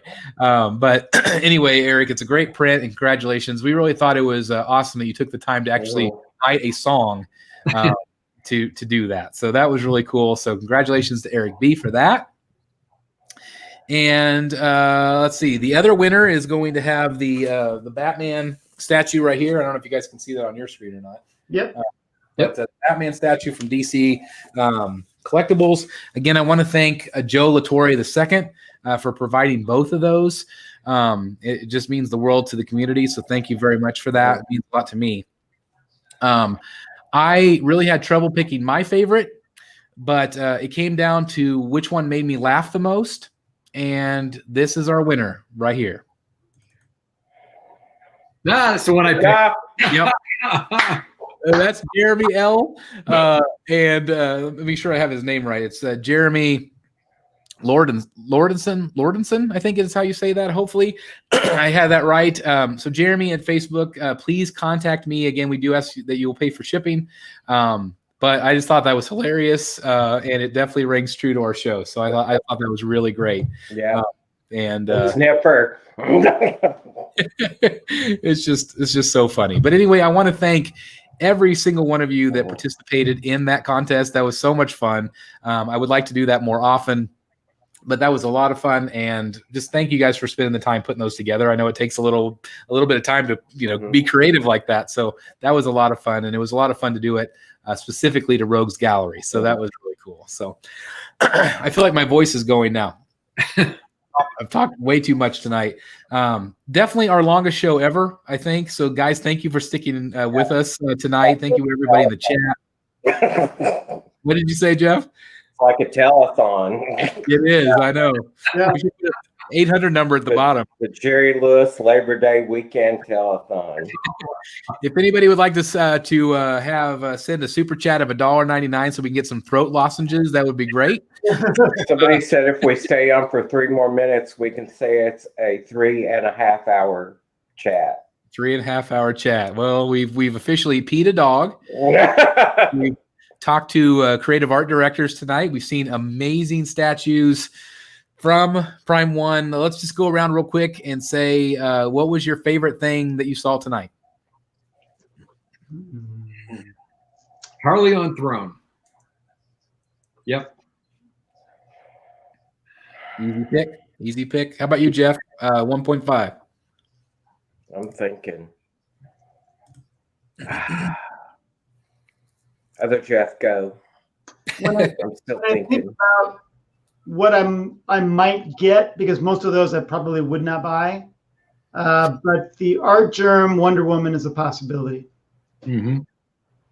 That's a beautiful piece. And like, there's so many other pieces in my mind, but that was really a really good. Yeah, there was almost too many to try to pick. Damn. I'm kind of worried. One of the Dark Knight Metal. Are you guys worried about them showing so many? Yeah. That must be their 10-year plan. One can only hope. That it's been 84-year meme is thinking in my mind. Because that I just looked at my PO list, Chris. Mine's not quite as bad as yours, but it's close to $8,000. Yeah. Yeah. When you're buying mostly 1/3 scale. Yeah. Damn, y'all are hardcore. Mine's pretty small right now. Yeah. I only have sideshow stuff ordered right now. Well, except for the Iron Studios Joker. But I've only got 4 or 5 sideshow pieces on pre-order at the moment. So we'll see. But we've got Spooktacular coming up. We've got NYCC online coming up. Those variants are coming. Yeah. Those variants are coming. Variants are coming, and you know The I'm a variants are sucker for coming, at variants. least 2. I Yeah. predict the Batgirl with the yellow emblem on her chest. Yeah. I predict the reverse Flash. I think you're right. I think you're right. That's a given. Oh. And I think the last 2 years they've done an X-Men. They did Psylocke and they did the green Jean Grey. Yeah. Man, I tell you guys, there's a lot of good-looking statues there tonight. A lot. Luckily, we're all millionaires. Lord. Playing the lottery. You asked me if showing all the death metal made me think differently about it. It may be the thing that makes me think not to go that direction. Really? Such a big commitment. Yeah. Any That's space, a lot. importantly, even it's like, wow. When you see it all together, you're like, oh, where the hell am I going to put that? So You're going to have to start ordering office of those executive meeting room tables. Right, exactly. For 20 people. So let me ask you this. So you have been contemplating the Drowned. I have. Have you been contemplating it just as a 2-piece set with the Batman Who Laughs? Or Honestly, now, I have. seen them all, do you think, okay, just maybe I'll just have the Batman Who Laughs as my standalone piece and call it good? That's a serious now consideration. I had the Drown. I have actually behind the Chrome window here on my notebook. I've got my I brought up my PO list because I wanted to look. I was curious. I'm like, I wonder what it is. And I have pieces that are penciled in, right, that I haven't ordered yet. I'm waiting for them to show up on Sideshow. She's certainly one of them.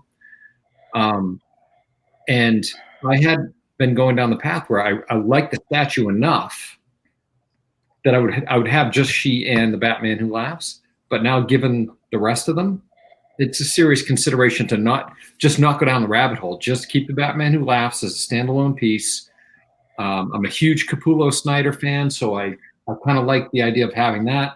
The 0-year piece on the motorcycle is going to go right next to him. The Joker from Death of the Family is going to go right next to that. So I kind of have that planned out. I really don't have a place to put those death metal pieces. I don't think. Not that's obvious, at least. That's where I'm at, looking, like thinking. Yeah, thinking. I just said 10K right now. Seeing all these new ones. Yeah. And I still have not pre-ordered the Batcave, Batcave, and I've not ordered Bane. Oh. Luckily, those are too inexpensive. Bane's isn't he like $1,600? Yeah. Plus shipping? Plus shipping. So do I get Bane? Do I not get Bane? I can't remember another major player that's revealed this many pieces in one line at the same time. Never. Yeah. Never. And not at the scale. They must have given some serious thought to that, whether to do it. I mean, I built my whole shelf over there for Bane. I can fit 1, 2, 3, 4, 5, 6, 7. I can fit 7 more pieces, I think, on that shelf. So if we got Bane, Bermejo Joker, Harley Quinn, Poison Ivy. So that's 4. That gives me Talon, Penguin. Like, where do I put Arkham City Harley? Where do I put her? I've already got Arkham Knight Harley. Collector problems. Yeah. And she's got that big old base. Yeah. Where would you put her, Dan? Do you have an idea? One of these days when I do an updated room tour, you'll see my home office where my collection is right on the first floor of our house, and we have a rather open kind of first floor. And I mean, it's big enough, but when you come in through the front door, you come in the front foyer. If you look left, you kind of look into the front part and then to the whole part of my whole office. And in the foyer, I actually have I've got this very nice kind of walnut end table, and I've got the Justice League Batman out there. And it's kind of like the welcome piece, if you will, to my office. I could envision seeing that Harley piece kind of out there with Batman, perhaps in the foyer. Yeah. I think she's that good. I think she's freaking awesome. Yeah. She is awesome. Yeah. But as we talked about earlier, she would look great with one of the other, maybe the Arkham City Batman standing behind her or something. I think that Arkham Knight Joker would look amazing behind her. I have in mind, I would switch the Justice League Batman. I'd pull back here into the collection room and put Batman Arkham Knight out with her. Oh, yeah. Okay. I don't think I'd go Arkham City Batman. I think I'm pretty happy with the one I have, the battle damaged Arkham Knight. Mm-hmm. I think he'd look great with her. And I think, to your point, you kind of put him on a riser or something behind her. Yeah.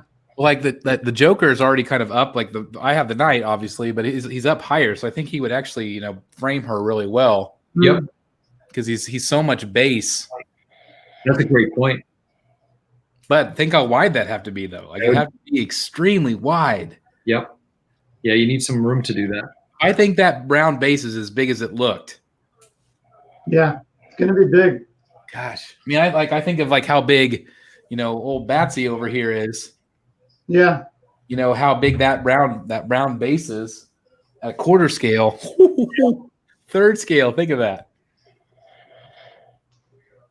Wow, this has been a fun night. If you think about the size of the Batman Who Laughs base, that could kind of be you could look at that like a throne almost.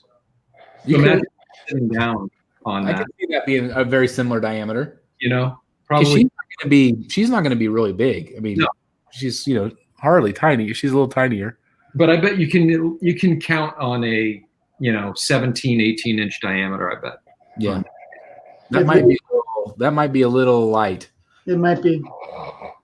Yeah, crazy. Well, boys, thank you very much again for staying so long with us tonight. That was awesome. Hopefully, we won't do another 3.5 show for another year or so. But thank you, everybody, for sticking with us tonight. That was so awesome to have Chad and David. Again, it was a dream to have David. I've wanted him on the show forever and ever, and hopefully it'll be the first of many. And just thank you guys for being part of this tonight. Thank you, everybody that didn't switch over to the live feed. I know some people were going back and forth, and that's cool. But thank you for sticking with us and watching with us. That means a lot to me. So thank you guys so very much for watching. Do you guys want to say anything before we head out? No, just echo what you said. Thanks, everybody, sticking with us. It was a fun, great show tonight. Really fun. Joe Lombardo from Sideshow. Hey, Joe, how's it going? He's watching tonight. That's awesome. That's awesome. What a fun night it's been. Thanks everybody for being here. Joe Latore, pardon me, throat's gone. Thank you very much again for giving these giveaways. Congratulations to the winner, or winners, excuse me. Winners. Yeah, winners, and just thanks everybody for watching. I really appreciate it. We're getting punch happy. I was punch happy about an hour and a half ago. Oh, I've been 2 doctor's appointments today, and then grocery store, and then this, and I'm like, damn. Is everything okay with you? Yeah, it was checkup stuff. So okay, that's good. Everything was good. Yeah, Levi go to sleep. But Levi we started the show and it was like 2 a.m. where he's at, so he needs to go to sleep. And Eric, again, congratulations on winning that art print. That's so cool. Yeah, congrats, Eric. Awesome. Thanks again for everybody participating. Thank you for watching. We'll see you in 2 weeks for Rogues Gallery Live. We'll see you in the Batcave, everybody. Good night. See you guys. Take care.